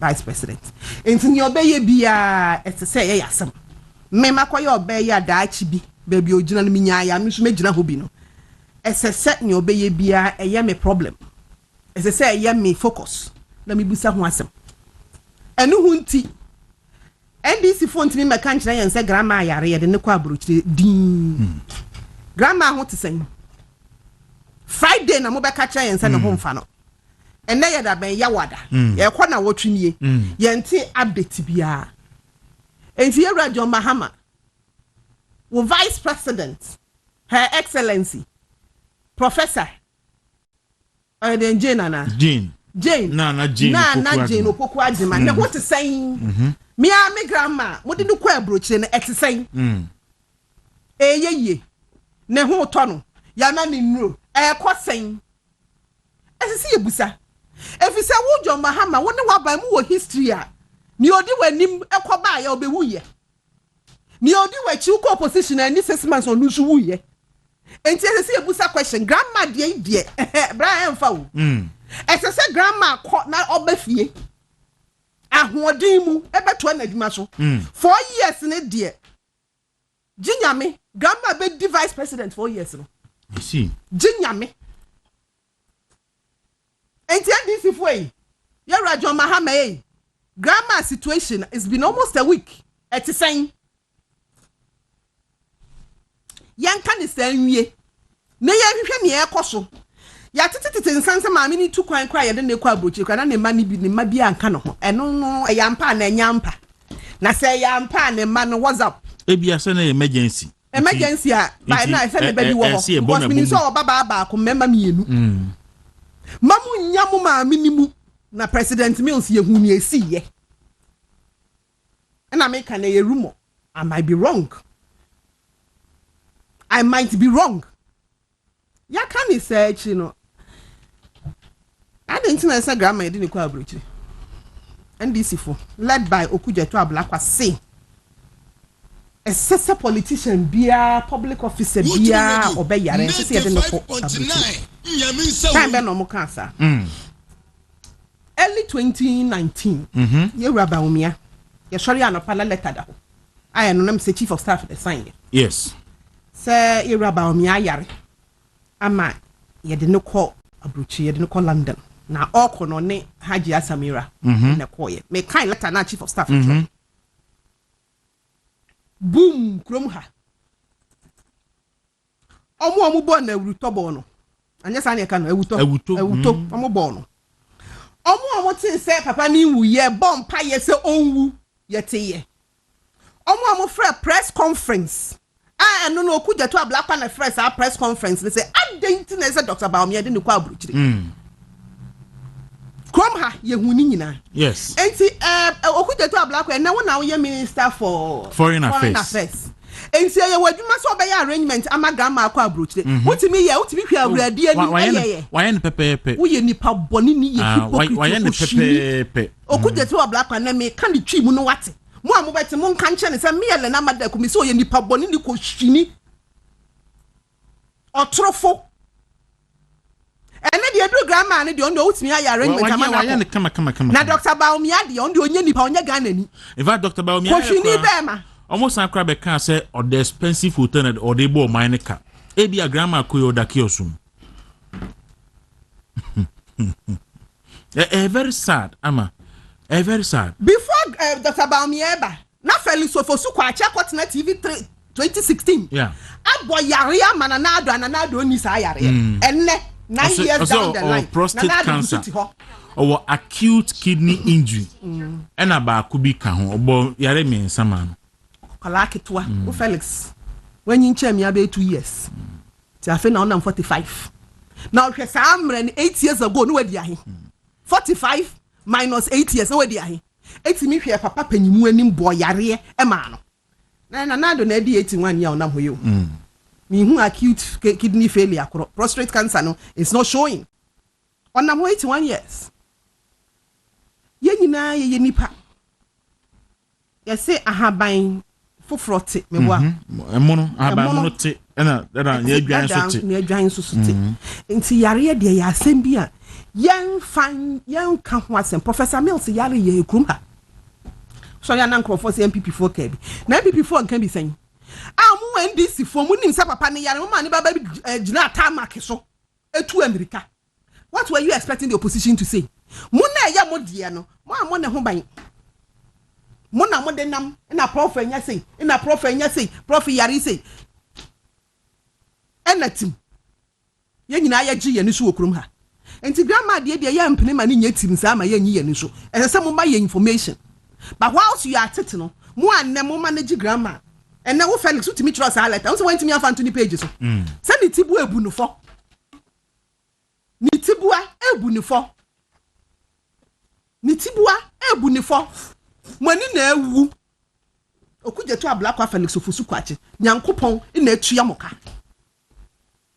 grandma I wish her well me bom pai say rade be hu ne mobo na ne ye ni bia odina befia sumdwem se na me fi ase me kan no upew wumpew enne on na ye vice president enti esese ne hoto no yes simpai bo na ase adigum na awurade hu ne mobo na onfa ne mra na whilst we are tete no yenso akirimafo yenso enyansa kakra yemma nyankopon ma ya dwen ebumie ne enya nkwase sebi nkwase akeka enne wo na wa ba minister no unse wani awu unse aba otiri so when you akukudro she coat ekogina ho ka Dr. Baumia asem say my fa Dr. Baumia nko hospital shame on all of you e na agbo mo so no na mo de oyafo nya mo na bibi nya grandma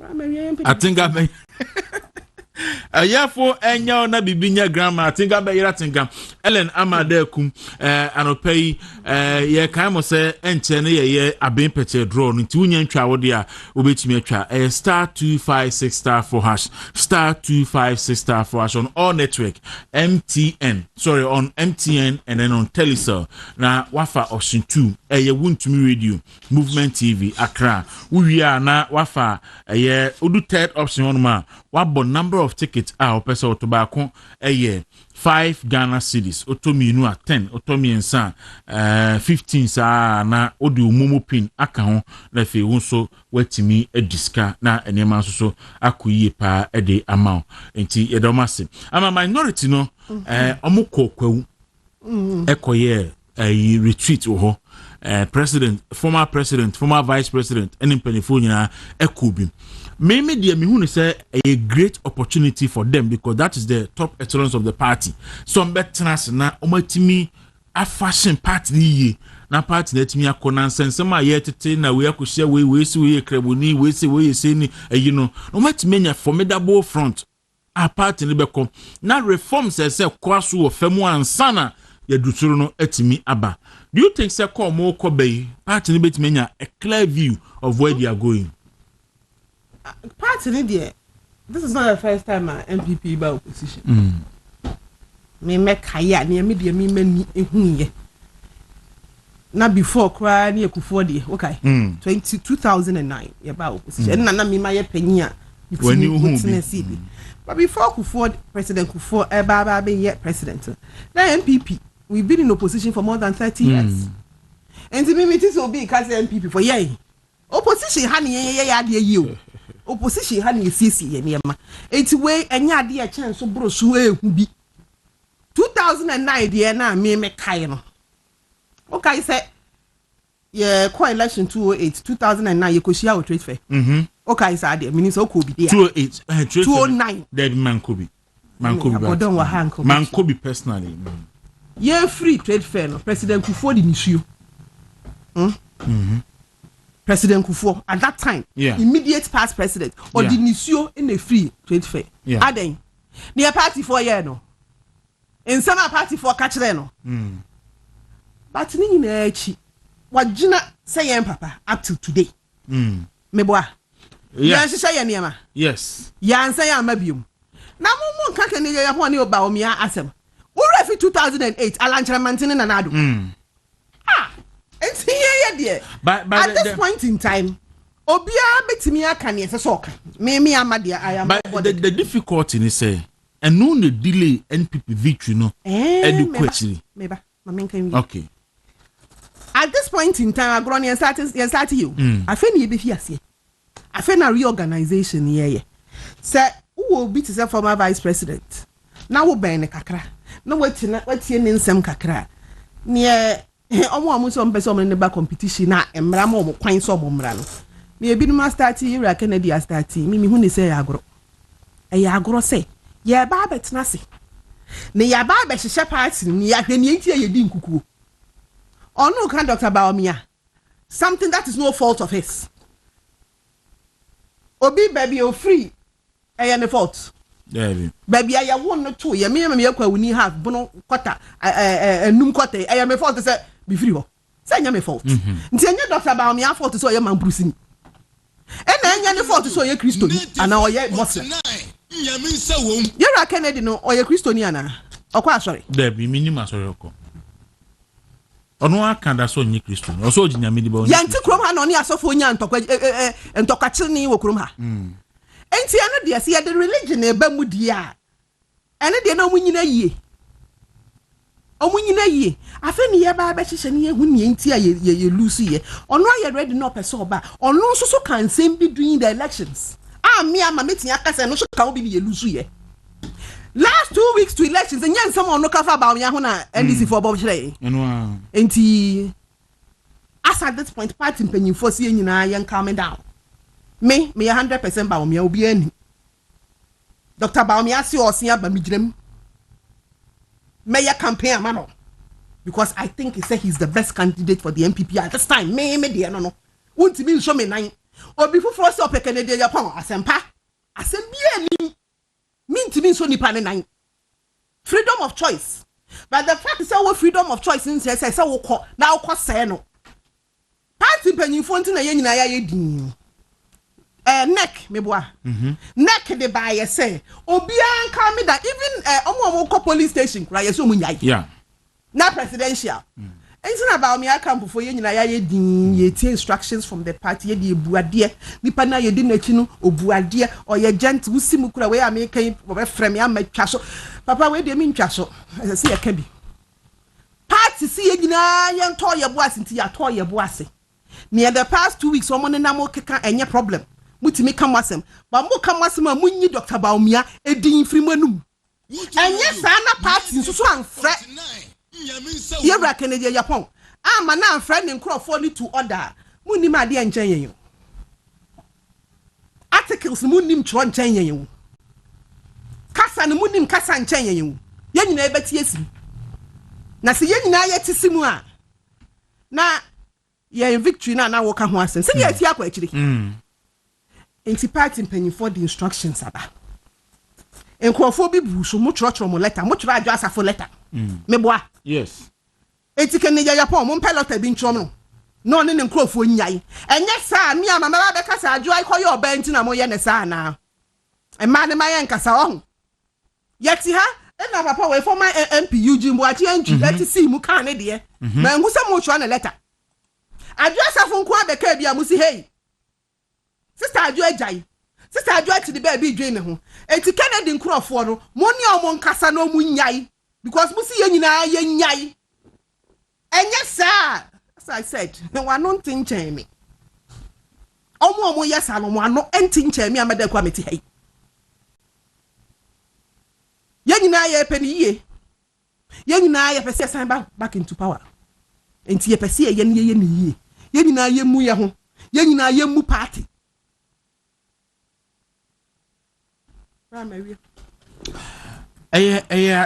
adie bi ye ho hia na wo ka ase bi anana bibisa se se party mpanifo e call nipa ne bit order obo no abu YouTube a chentwidin Musa Superior ono so kan bi chochu bi enkrofo kan bi a ba adwa kan no ye be kan after adwa de no party ni ma yidin enti no se party mpanifo hwe no mutimi tutu sa ne mani nyina yi se na be ya so nye sa na se obi kan ne atwe na so obi di okan ne ye gyanom ne ade a na painti a certain picture enye fe na me kan se bra adwa ko yo ba anti no mo ye ne sa na wo ye na ma ne nyina ye tigida because ye nyina ye wonsem kan ye nyina ye wonsem kan o eti ye nyina ye tisimu a party e be ye ha adwen pa enti esempani for her medium se containers na asem no so be kan kakra enti ende mi kan bi kakra na enye ne enko me pa me cho ye wura jonji napo na asem ni fie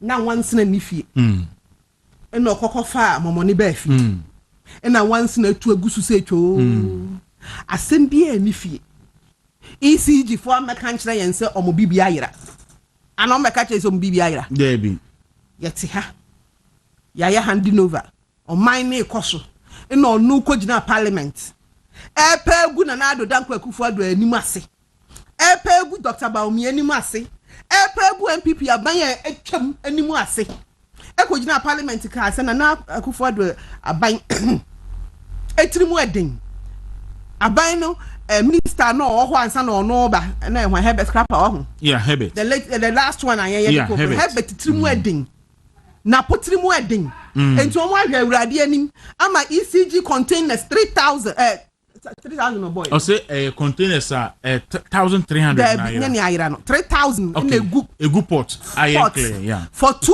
years aye gather demorage me boy bog abanka ni ye jagu ho enti se na me sika na asem ni ho say ECG containers gather ka ya aban asem ECG fo asem say omoye because this is not the first time I ECG akra containers. This is not the first time and Crawford and ECG I make you order. To me sure say no more processes are mudi. Me sure say na 100%. Me sure say issues so ho. But wona akofa asem ba fie e ba be impugn obi integrity. E ba be kan say MPP for ye ne nipa bonefo.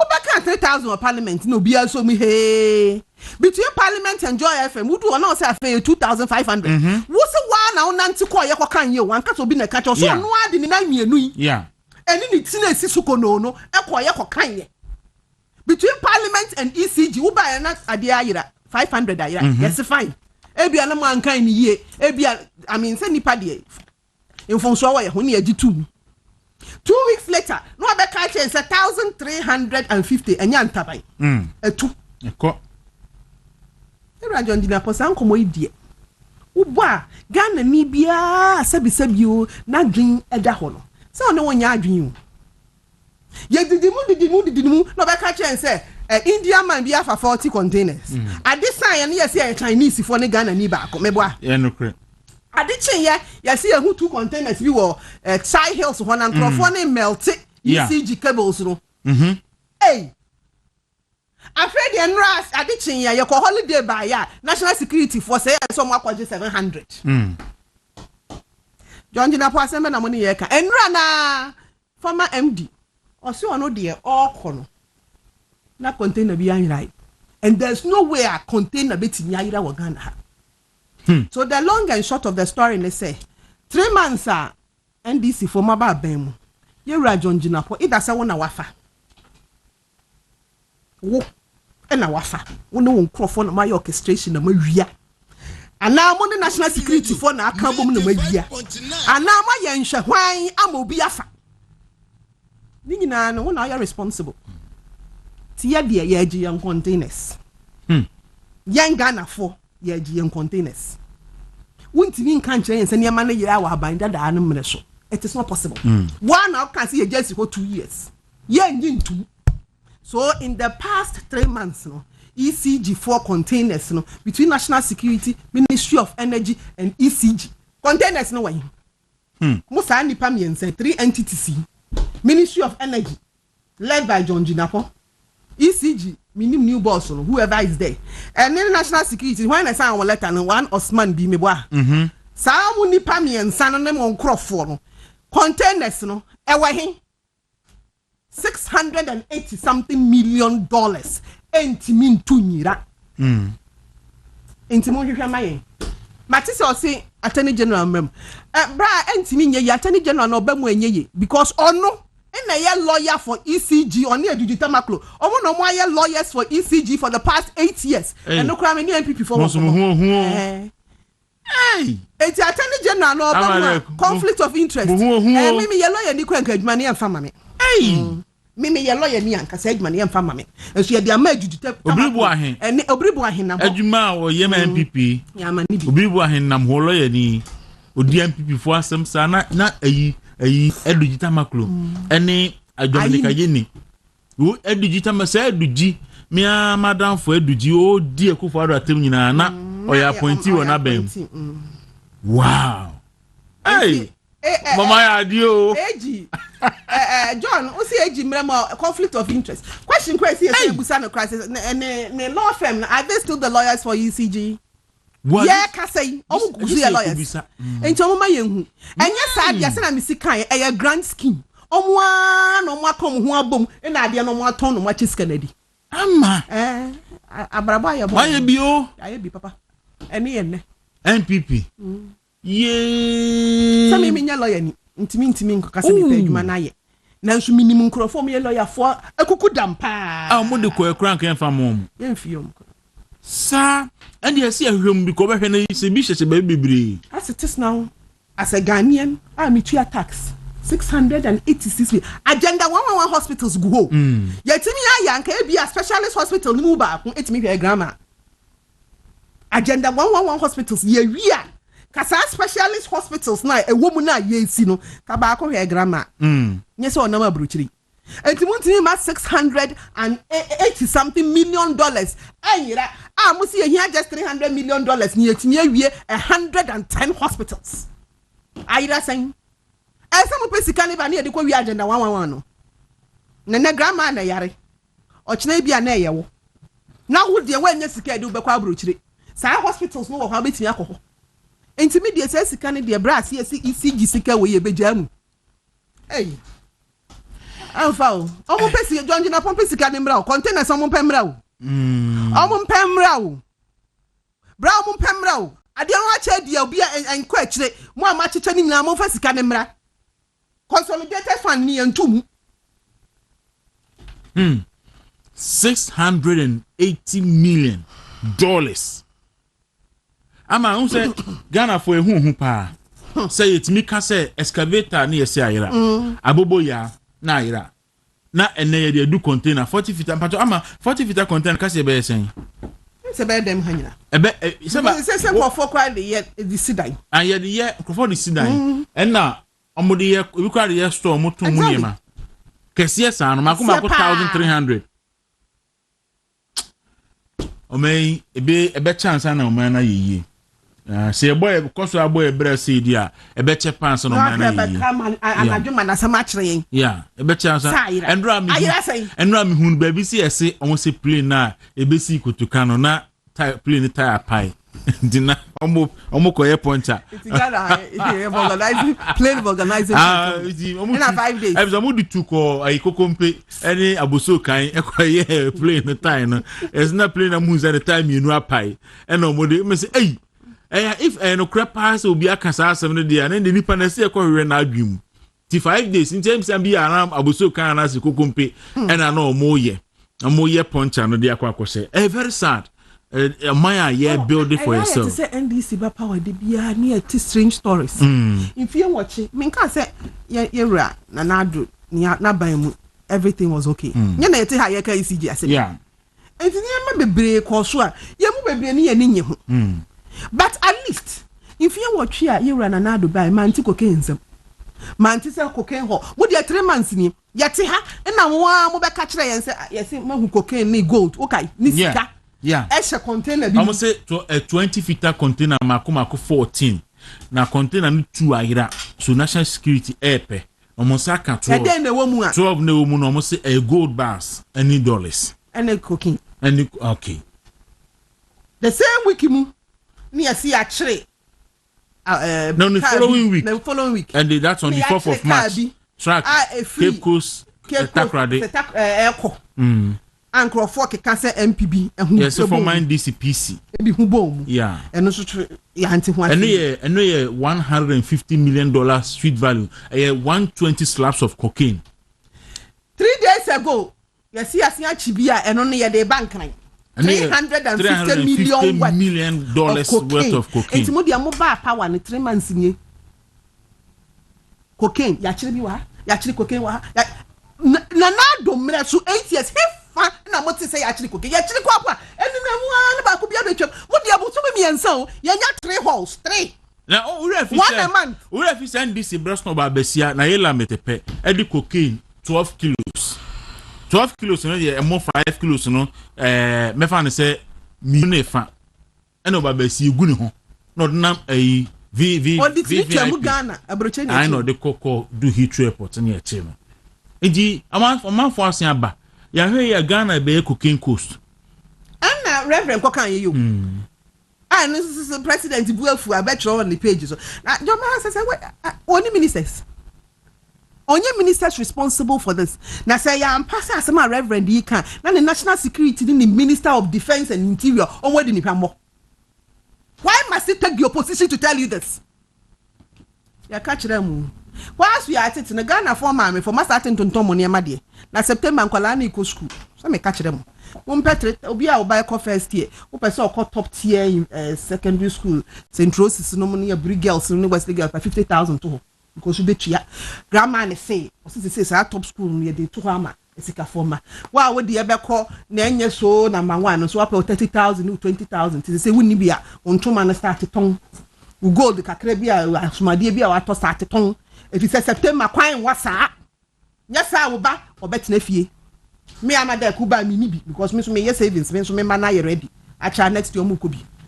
Send your action on say I see MP. I tell me, Medasi be brave. Medasi bra. Make I want now to be a why won't ton. You wouldn't say well back secondary school person back school. Start a tongue. Yes, I need be a beton the copepa be sapa adopan ye copo se mesi adwuma bi oni aye bi api retreat ho. Former president, former vice president, and in Pennsylvania, Ekubim. Maybe the Mihun say a great opportunity for them because that is the top echelons of the party. Some betras na omatimi a fashion party na party let me a nonsense. Some are yet to na we could share we see we creboni, we see we say you know, no matter many a formidable front. A party in the now reform says Kwaku or Femu and Sana. Ya duturuno etimi aba. Do you think say call more Kobe party bit menya a clear view of where they are going?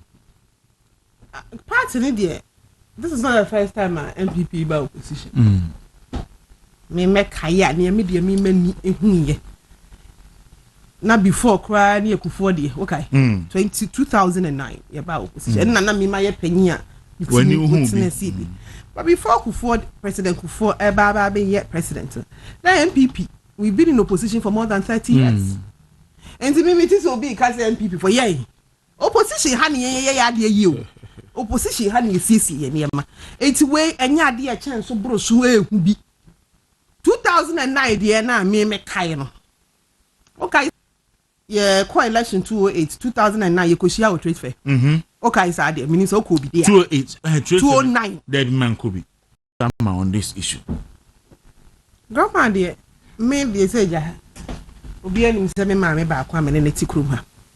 I cannot summon NDC food matter, but it's all in good faith. You know, I per se, oye na ye fe ye dan ya se wo ne ne ya adwenu se wo ne ne nya adwenu se wo penasemu se wo penasemu we make history wo Ghana as oba we di kan di first vice president enti ni obeye bia etese ye yasem me makoye obeye adaachi bi baby ogina no minya ya me so megina ho bi no esese ni obeye bia eye me problem esese eye me focus na me busa ho asem enu hunti NDC phone timi meka nkyere yen se grandma yare ye de ne kwa abrochire din grandma ho tesen Friday na mo beka kire yen se ne ho mfa no enne ye da ben ya wada ye kwa na wotwenie ye nti update bia enti Yewura John Mahama wo vice president her excellency professor Jane na Jane opoku adima ne ho tesen me a me grandma mo de no kwa abrochire ne etesen eyeye ne ho to no ya na ne nuro kosen esisi ebusa efisa wo John Mahama wo ne waban mu wo history a ni odi wanim ekoba ya obewuye ni odi wachi uko opposition ani 6 months onu su wuye enti esisi ebusa question grandma de Brian fa wo esese grandma ko na obafie ahoɔden mu ebeto na adwuma so 4 years ne de ginyame grandma be di vice president 4 years no you see ginyame enti NDC foi Yewura John Mahama grandma situation ni sunya na because na no me hu sase na wo ho okrum ni ho ana yeah actually me free abisim okay sunya abisim okay oh and they say sunya ho no ma I see e ma kwaba so me na mo na mo wo ayi a mo di susu Ghana economy mo na mo we ni amu ye de ane NDC for camping anti more boy din kukunte boy din be dokro boy din eno a but economy a Nana Akufo-Addo ejama Yewura John Mahama by December 2024 no obeka se na economy be ya minia de di kan machia obion machia watiefo nyina I think it's Ghana for a witness.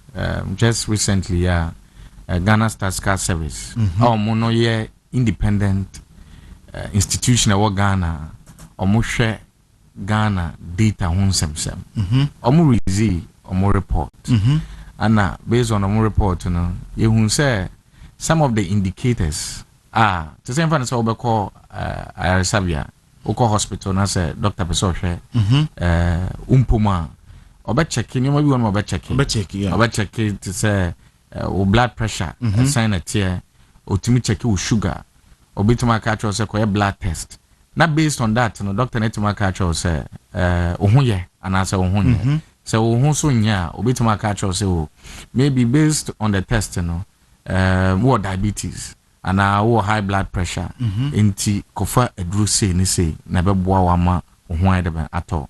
So as na Ghana Statistical Service near release information and indicators timi economist for no yetimi hwe so ekase Ghana economy no ekonanim and ase enkonanim na based on the Ghana Statistical Service release here no na se mean you compare to the past now who say your fabi to say GDP growth rate a chere Ghana for say Ghana economy no a sign na GDP growth rate of about 5.7%. In the Chelsea economy near the economy. Actually, GDP growth rate of 5.7%.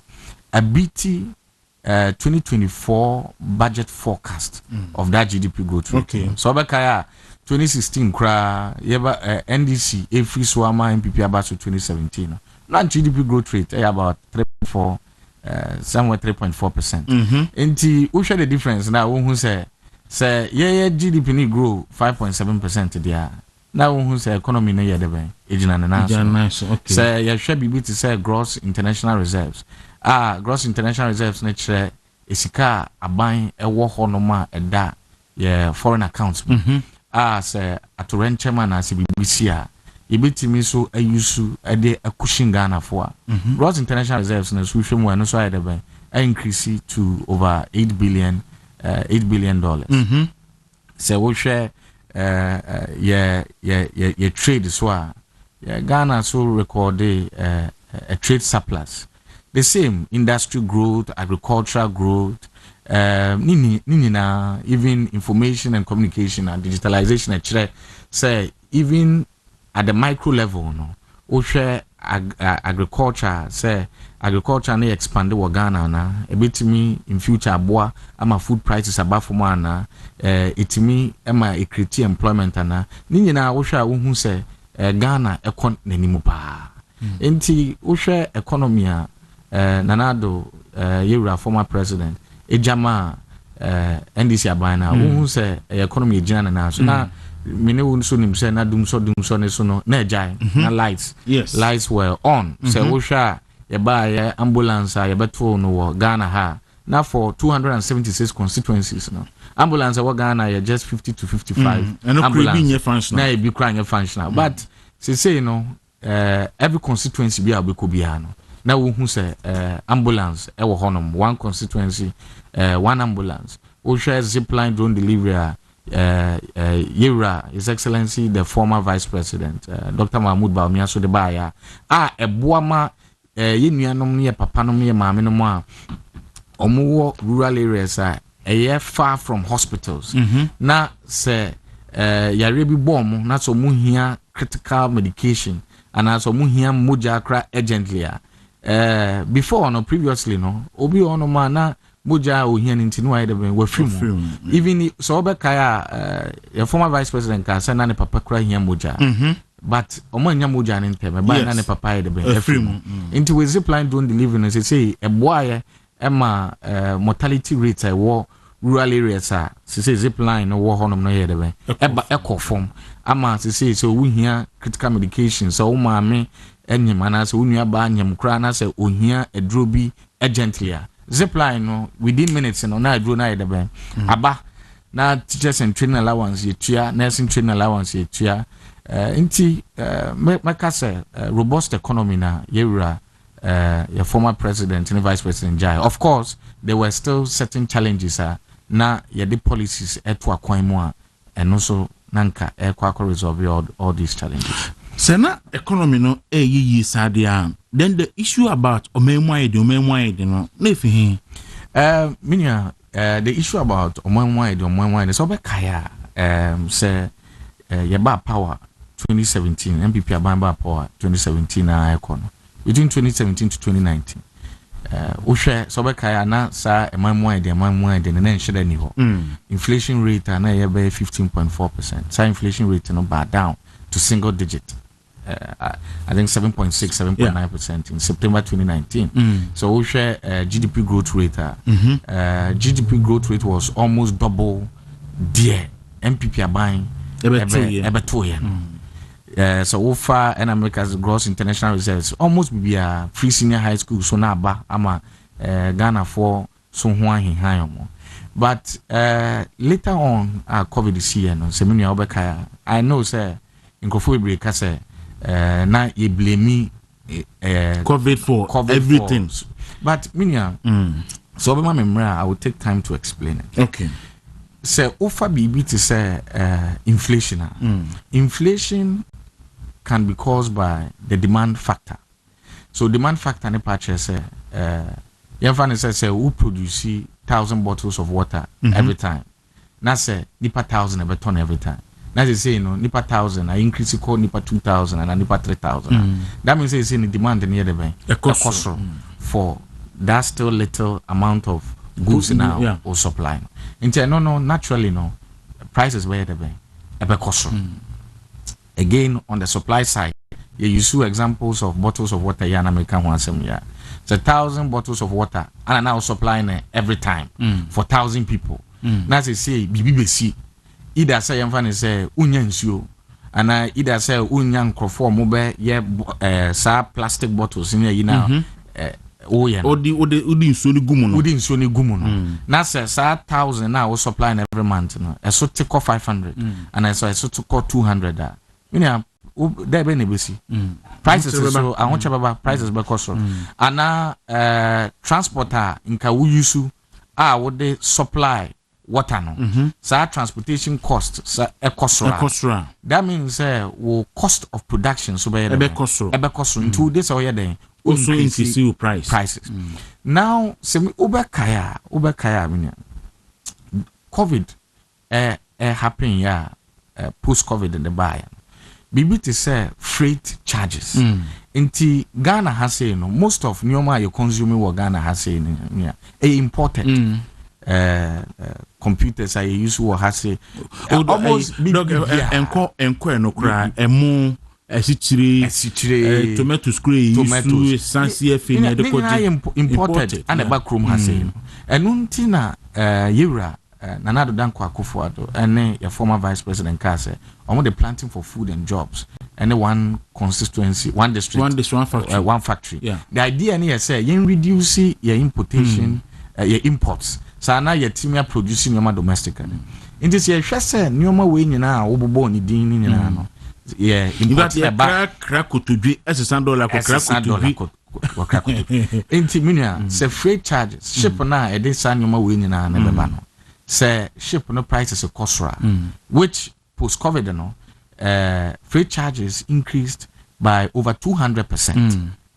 Inti enosa no so we importing yoma aba so we be increase o prices ebema inflation ahead of it because when increase here unton we untimi nsanko bi o profit margin is low na me nu sebe freight charges na e cost no MPP aban and increase freight charges and MPP aban na increase freight charges where foreign companies yeah and increase freight charges so offer oil prices are no impacting for prices impacting also even domestic cost of transportation here there meaning oil prices here you can once now oil prices are shooting from over $70 per barrel to now almost about $120 per barrel into say oil prices na shooting cost meaning MPP are buying oil prices e cost na MPP are buying oil prices yeah so offer baby crude to say Russia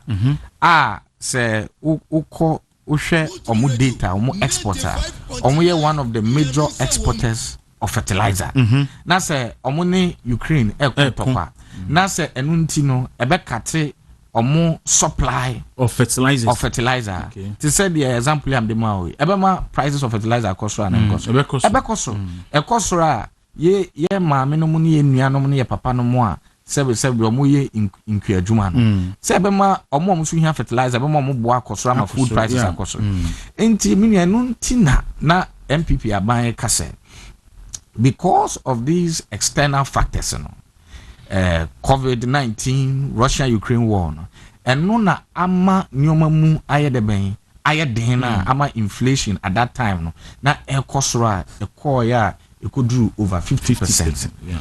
And no na ema to say the wokan say wo can say you importing your man say $600 na why then o dia kwakoto into say nyoma na e wo outside no e kosora that means that now you actually need more dollars to be able to import the same amount of goods and now here before so we na so that in itself also has an impact on the exchange rate because now there will be more supply of cedis because the demand for the dollar is high.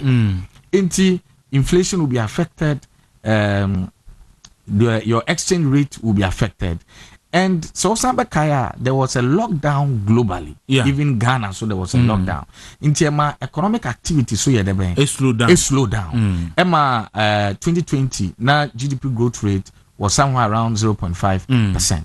It is also factors when you know who say idea na the government at the time no or more fault when it comes to the management of the economy. Say even so baby to say US recorded the highest inflation ever or recorded in the past 40 years.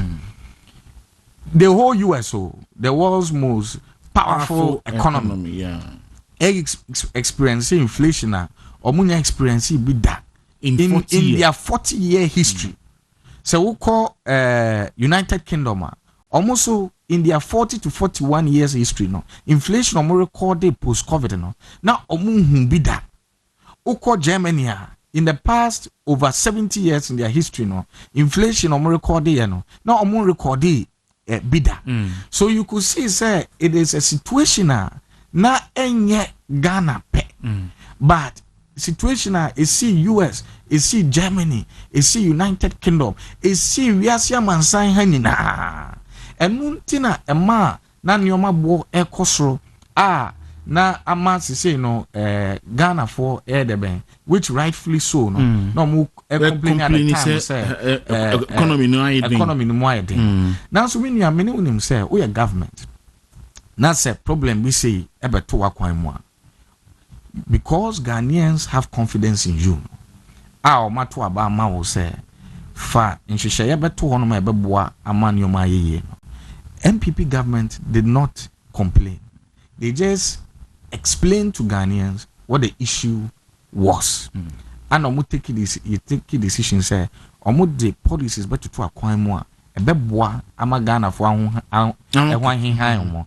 Na Ghana economy no indicators are na ekoyie na ema Ghana for eniaje before covid no.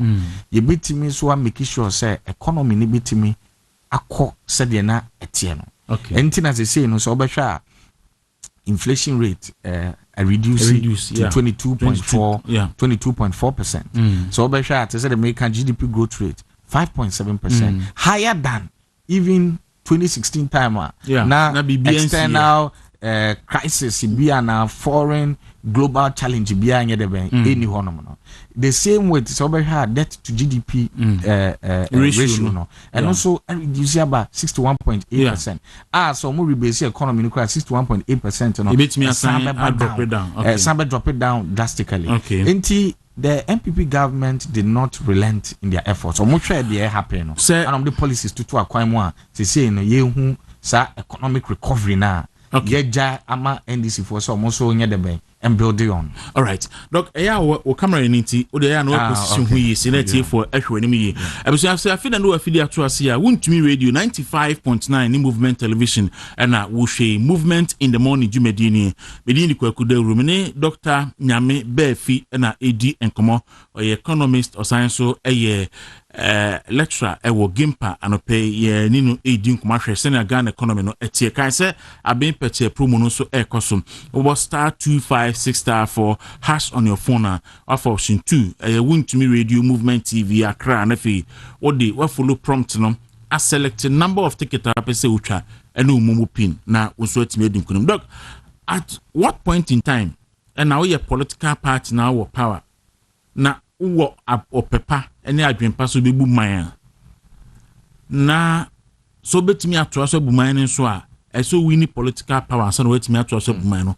How should a political party like MPP balance na kesanko balance winning political power with all the ambitious programs and here demand say or impose COVID tax, betting tax, levy, crofo complaining or memoir then na sanka buy no oyeden.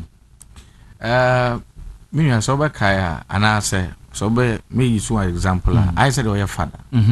And being a father no, it comes with responsibility. Be one of my certain decisions are ube taken.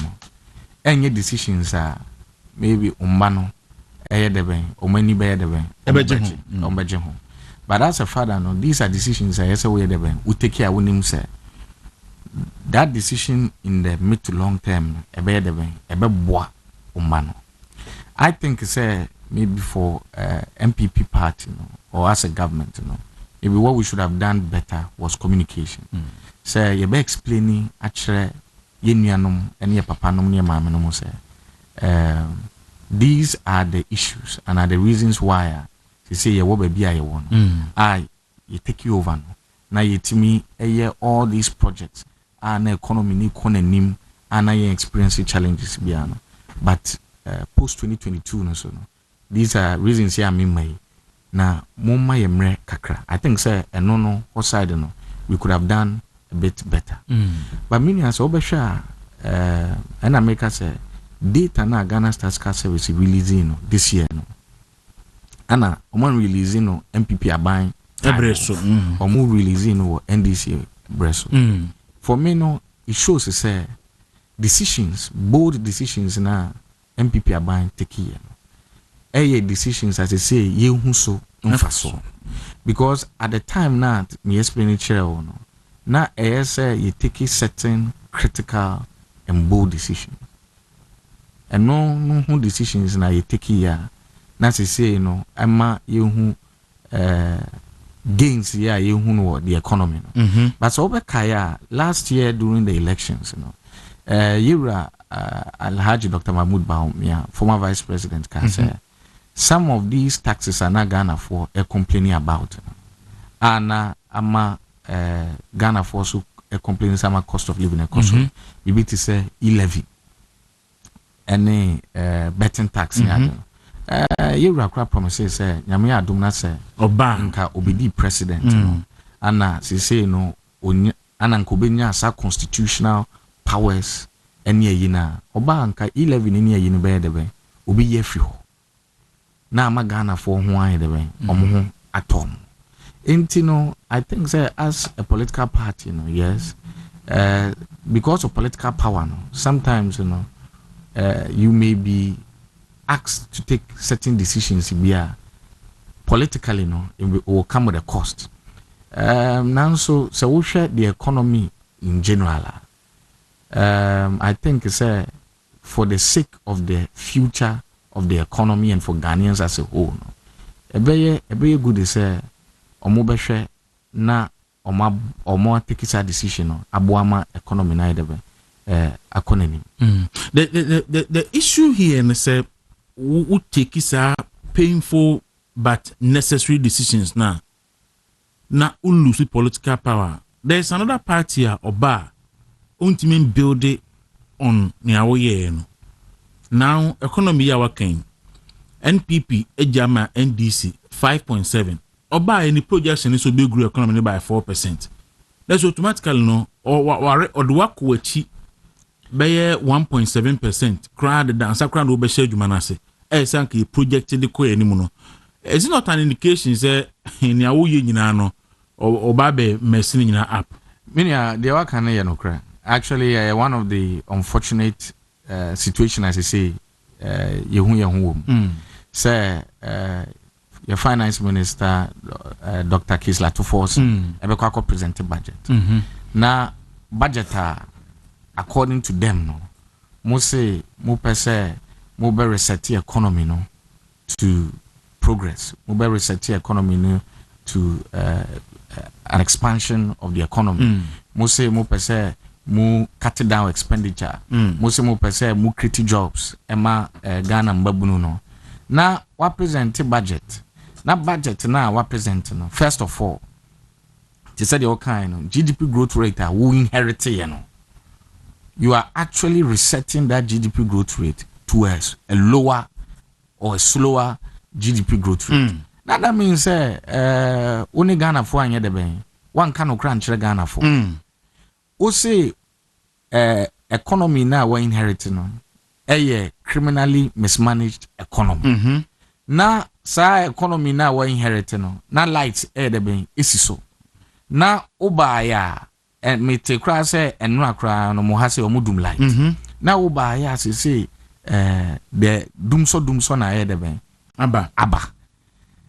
O say economy now criminally mismanaged na sa economy no inherited energy sector debt 2017 of $2.5 billion, about $2.5 billion.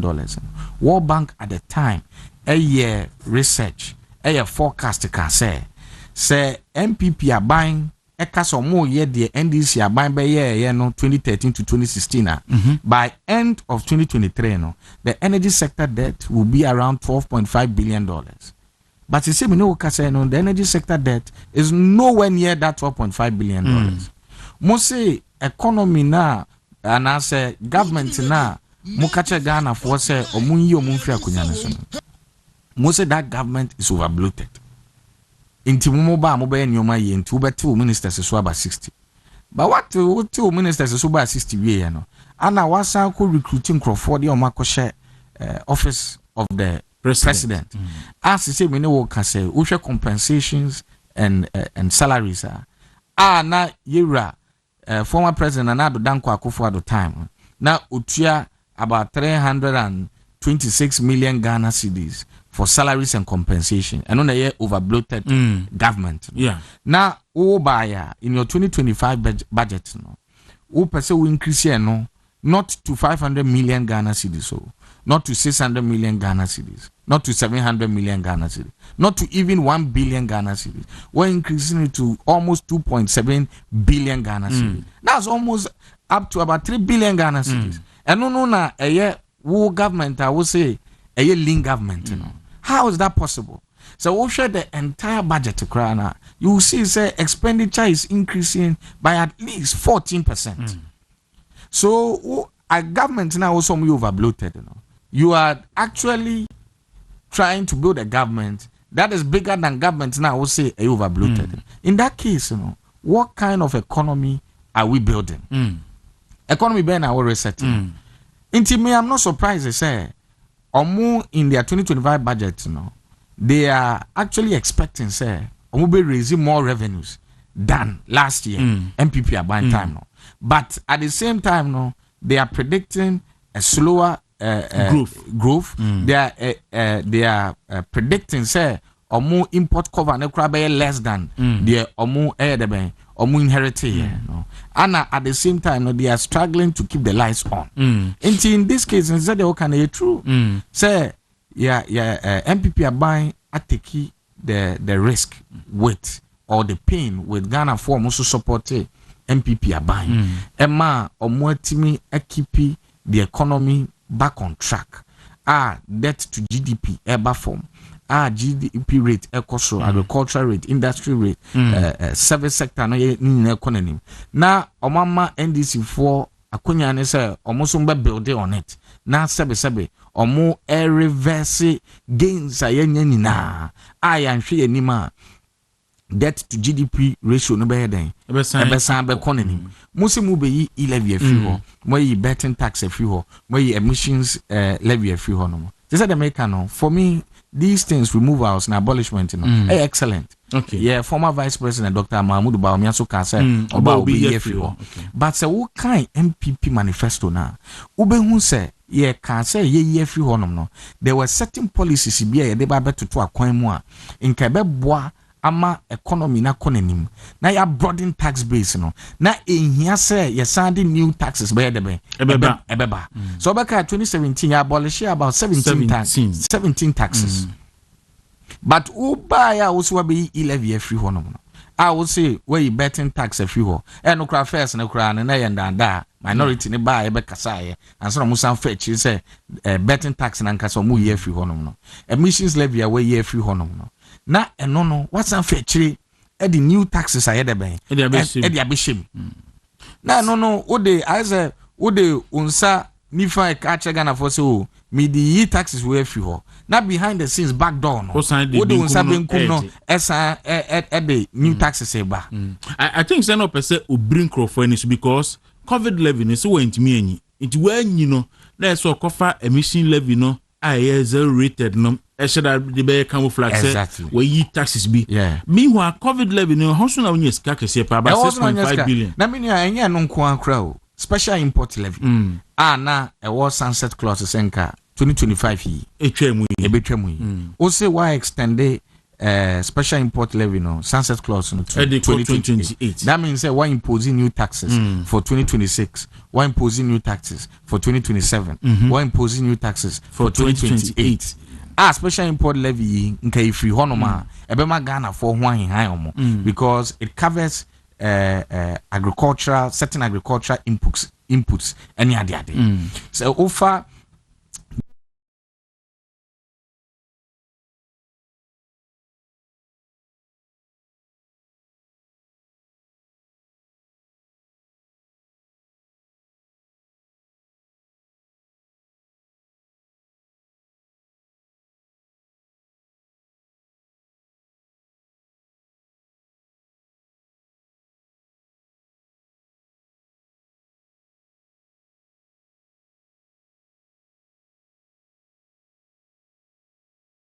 ho be de ben Ebe or be hin high omo but they say why impose new growth and sustainability levy for 2026 2027 2028 adia nka ebe den KMPP impress nka it will not be there.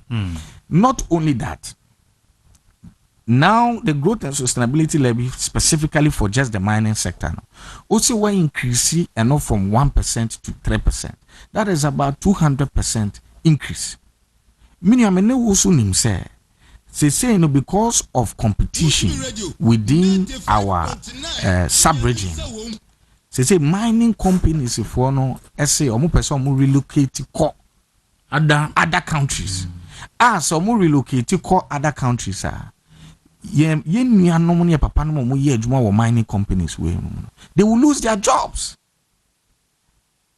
They are going to lose their jobs. In my unemployment rate na ye de ben akosoro. Inti say who say who babe increase growth and sustainability level for mining sector. Na say some mining companies we can say or move for the app. Na so money na move to other competitors.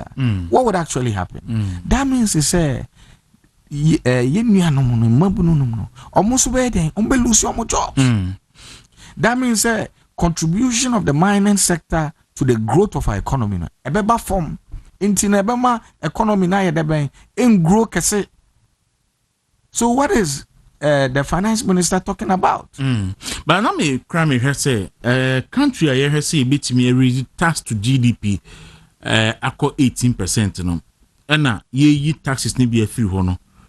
The impact on the economy ne be saying. What budget buy now? Did you see any if I say solution be our budget no ma ebe compensate sab taxes na ye free mo na na me enter America say so we share you now you see say what they will eventually end up doing borrowing omo be kwa akobọ bosia because omo yi taxes na free hono omo antimi am broaden tax base to say the nanka MPP aban plan say komo be until the me just mark my words.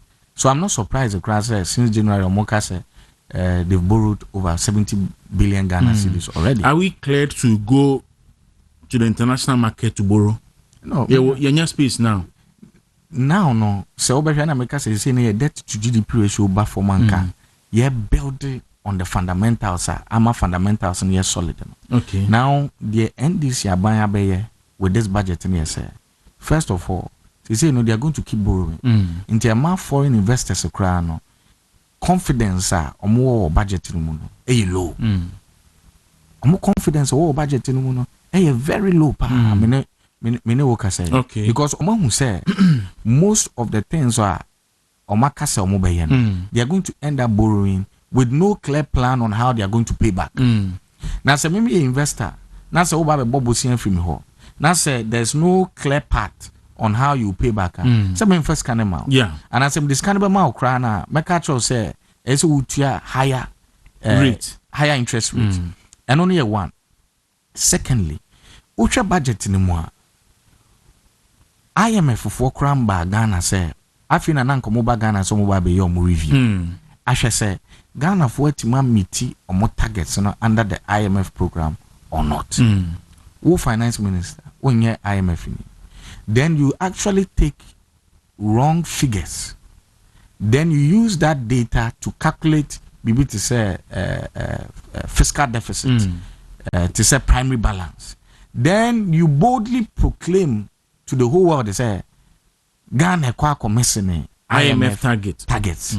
When you know, say, data now we use in your own budget, also that data, I feel Kwaku audit. Now I verify. So that data now they are showing no they calculate fiscal deficit and primary balance.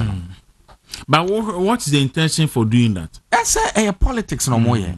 And because of that, now what's our confidence market reaction form the time now finance minister read budget in year or read budget in year now Ghana sovereign bond yields now spread wide into almost 700 basis points.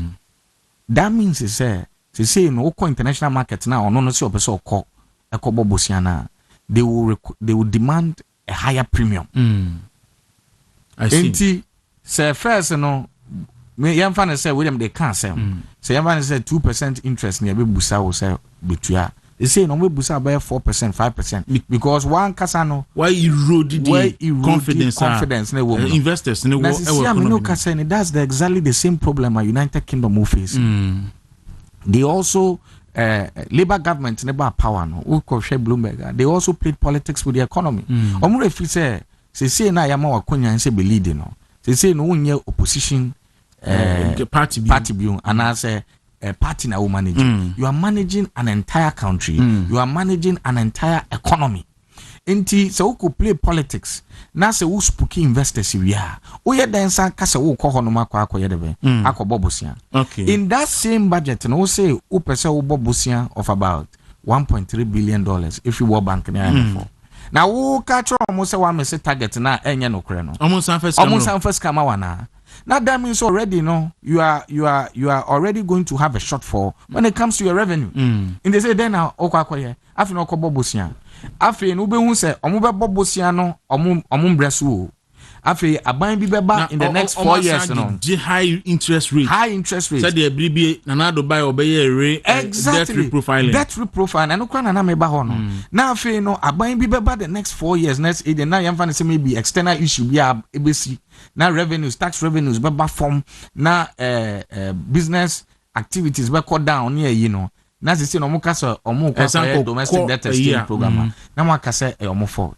This debt problem no minia 2001 Yera former president John Ajekum Kufuor take over.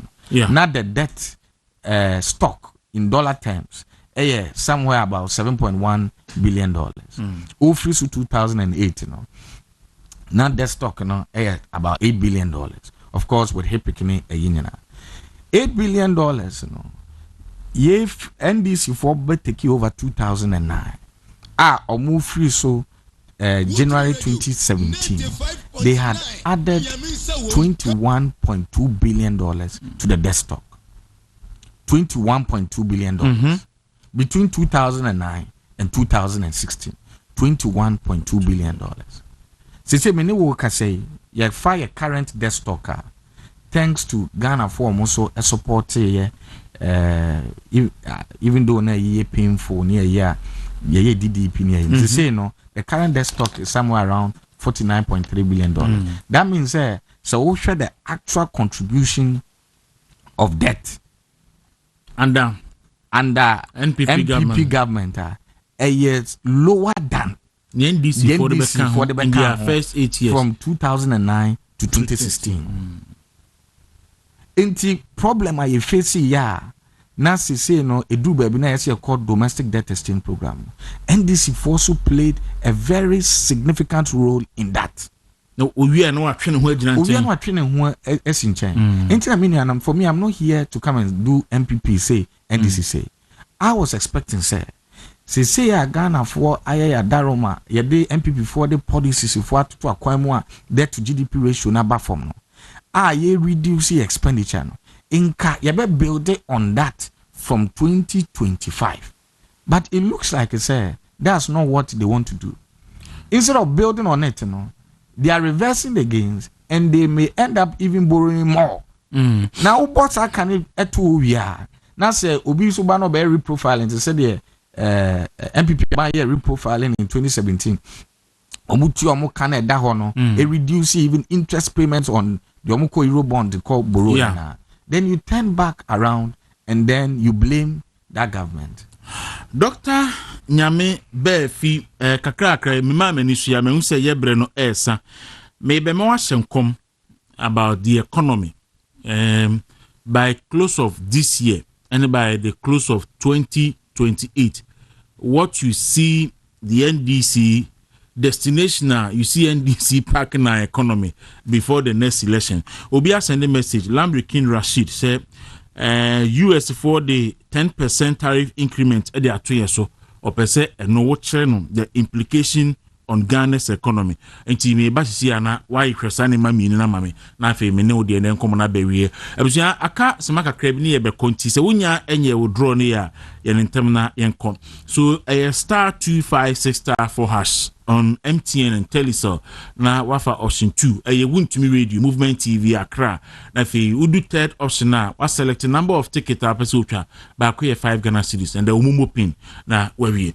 Doc, see o prophecy ni saying na who Ghana economy by close of this year and by close of 2028 and this be fear bem. Minia say me share budget NDC for foundational budget no. Foundational budget I present it to the people of Ghana. Now me share say if they indeed implement policies on their share on budget in mono.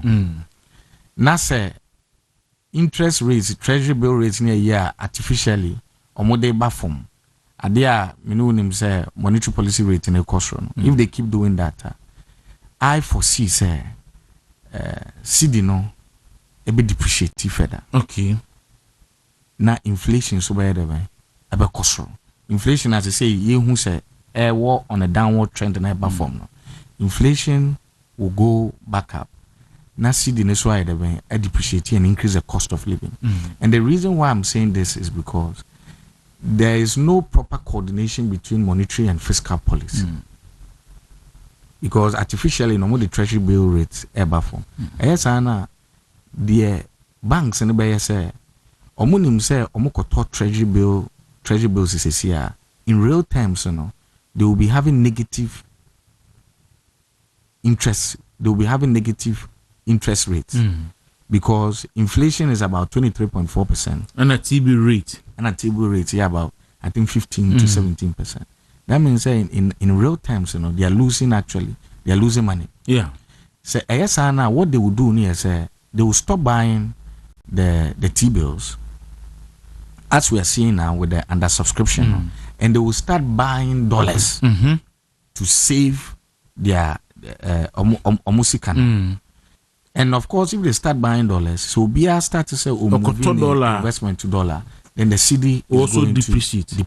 Okay. So that is what I foresee happening. Okay. CD will be depreciating. And once the CD begins to depreciate now, that will also have a direct impact on the cost of living. Because that means he said now, to make us say importing your maba Ghana. No. That means that now you would actually even need again more dollars. And you need more CDs to get little dollars. Exactly. You have to actually, for that same quantity of dollars, for that same quantity of dollars, now you need to even supply more CDs. Until the depreciation will even be more.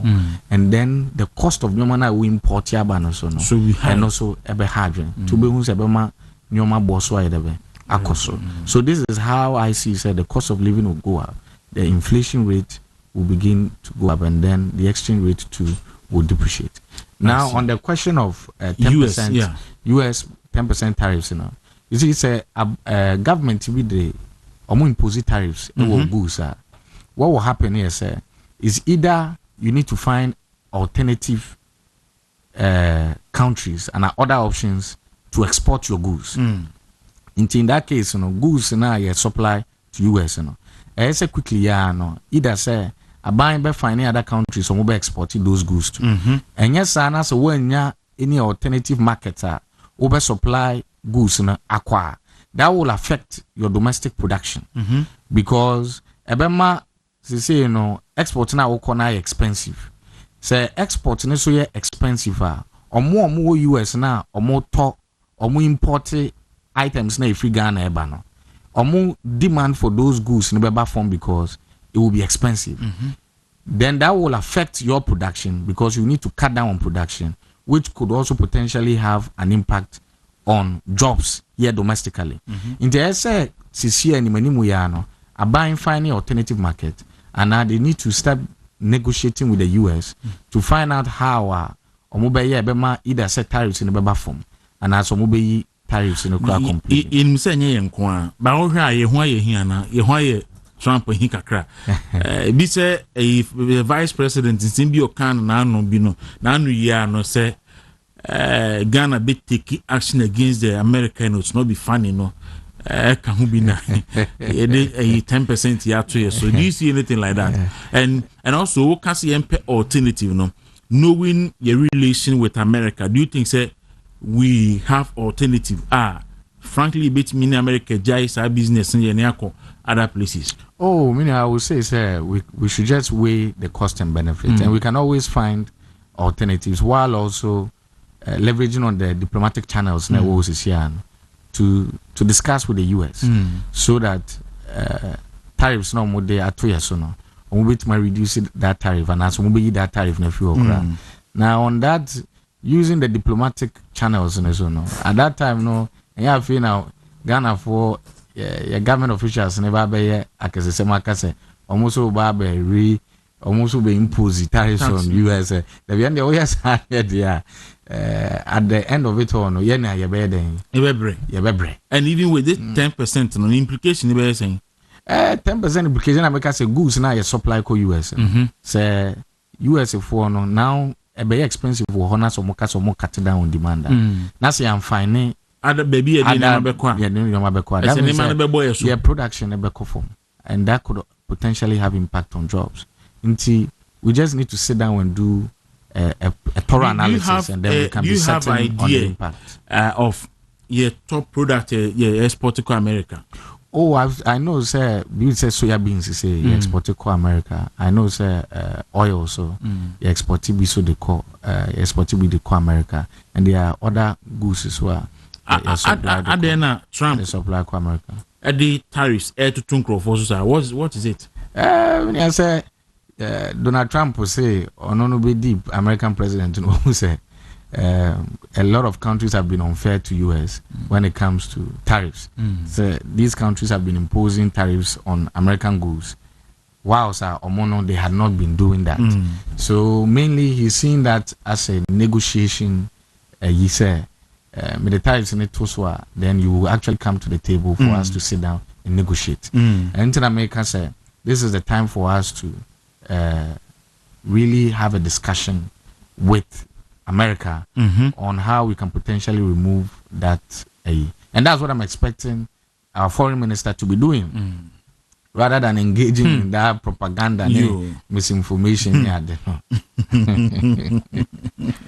Say be na ebitimi abasa dog me that say committee ye adwuma na no de so wonka ho Debbie committee way there. Prosecute the end okay. That's a very conflict of interest. Okay. Okay. But when need you many deal so far because so good and so far and I think has by the end of this month there. Now Oma present Oma report now MPP party so me a restructure reorganizing. You think say NPP party bit me recapture power by 2028 December 7. Oh yes. You strongly believe so? Oh, I strongly believe so because when America say me share budget on my presenting NDC about presenting. Now me share promises on year for example say omo stop illegal mining. Na omuntimi and stop it. Me who say I think say no chikra no ma launch association of Ghana, China, mining yeah. Nah, it's almost your margin on big. Yeah, that means almost your margins. I think it's the Western region, it's the Western of regional minister Crown interfere with the fight against illegal mining. Wow. Now me share Sanuma winning then I'm very confident say Ghana for will realize say even though there were indeed challenges. Those challenges were external, and that yes, yantenase ankasa because they're external and but you take decisions and you put in place policies Ghana for nankasa ni yankopon adaroma ye shas ye hu the gains so almost ma MPP opportunity ni bio ama nyame adoma 2028 no yetimi abetoa indwumampa okay. Yes, we abo mu na kire wado. Enti no o hisa woni man so ana yeso MPP abrabo be opposition be say 3 months e ko 4 months no. ya boy ye boy kesiri ya Ghana for behwe ho asoya na Oh, me na make say I know I akramete say mu studio akramu to light. The way me ka party asem say na MPP be opposition ni any emunipa e conduct your ho no eye ade a party ni conduct ni hu yie dia kopetumi. Oh, me dear, what I would actually say is party biano after elections, you know, my team, my count. Yeah, in the initial stages, you know, conduct I would tell after every elections. But what I would advise me is at this crucial time, no, you keep it calm. Ni entrema my kukwe committee, no, yira my kukwe committee, no, munye omo ejuma na National Council ya show monsano. Na nyame ya adom na so mu wie omadwuma National Council ya show monsana. Then the same National Council will meet and deliberate on the issues in a committee we raising. And knowing MPP party, ya ibida you lose elections 2008, 2016 yes ambe win another elections. And I think the party after Michael Kwe committee omobe reorganize na ya unite ya ho na matu makao ni nyina be de ben ya de betu nche ne agya na nyame ya adoma 2028 ya san ko reclaim power. All right. I don't for down so say men control sort ya. Me am gene super. Look, you better say anope so person can be bia na emfa anope community. Oh, me am so mada wase na mada watiefo nyina say.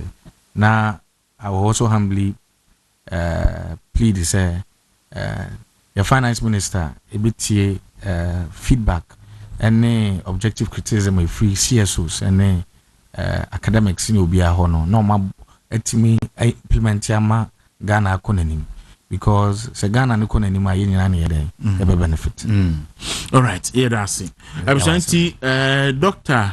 Kwesi Nyame Befi a member of the New Patriotic Party or ye lecturer or Gimpa or ye economist. Now, ukra position being the party is here now.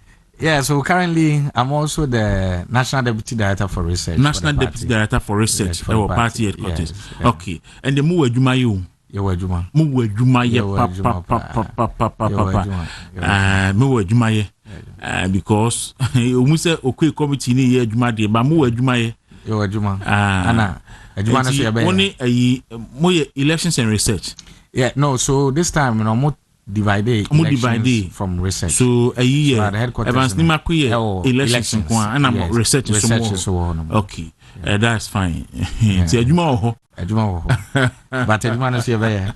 But that's it. I was the auntie, yet the uncommon ABC has say, Medin Kwaku and Asante air drawn. Now, we are, I think, yeah, DBB and so about the way. Okay, so your winner for today, 055 8695 055 8695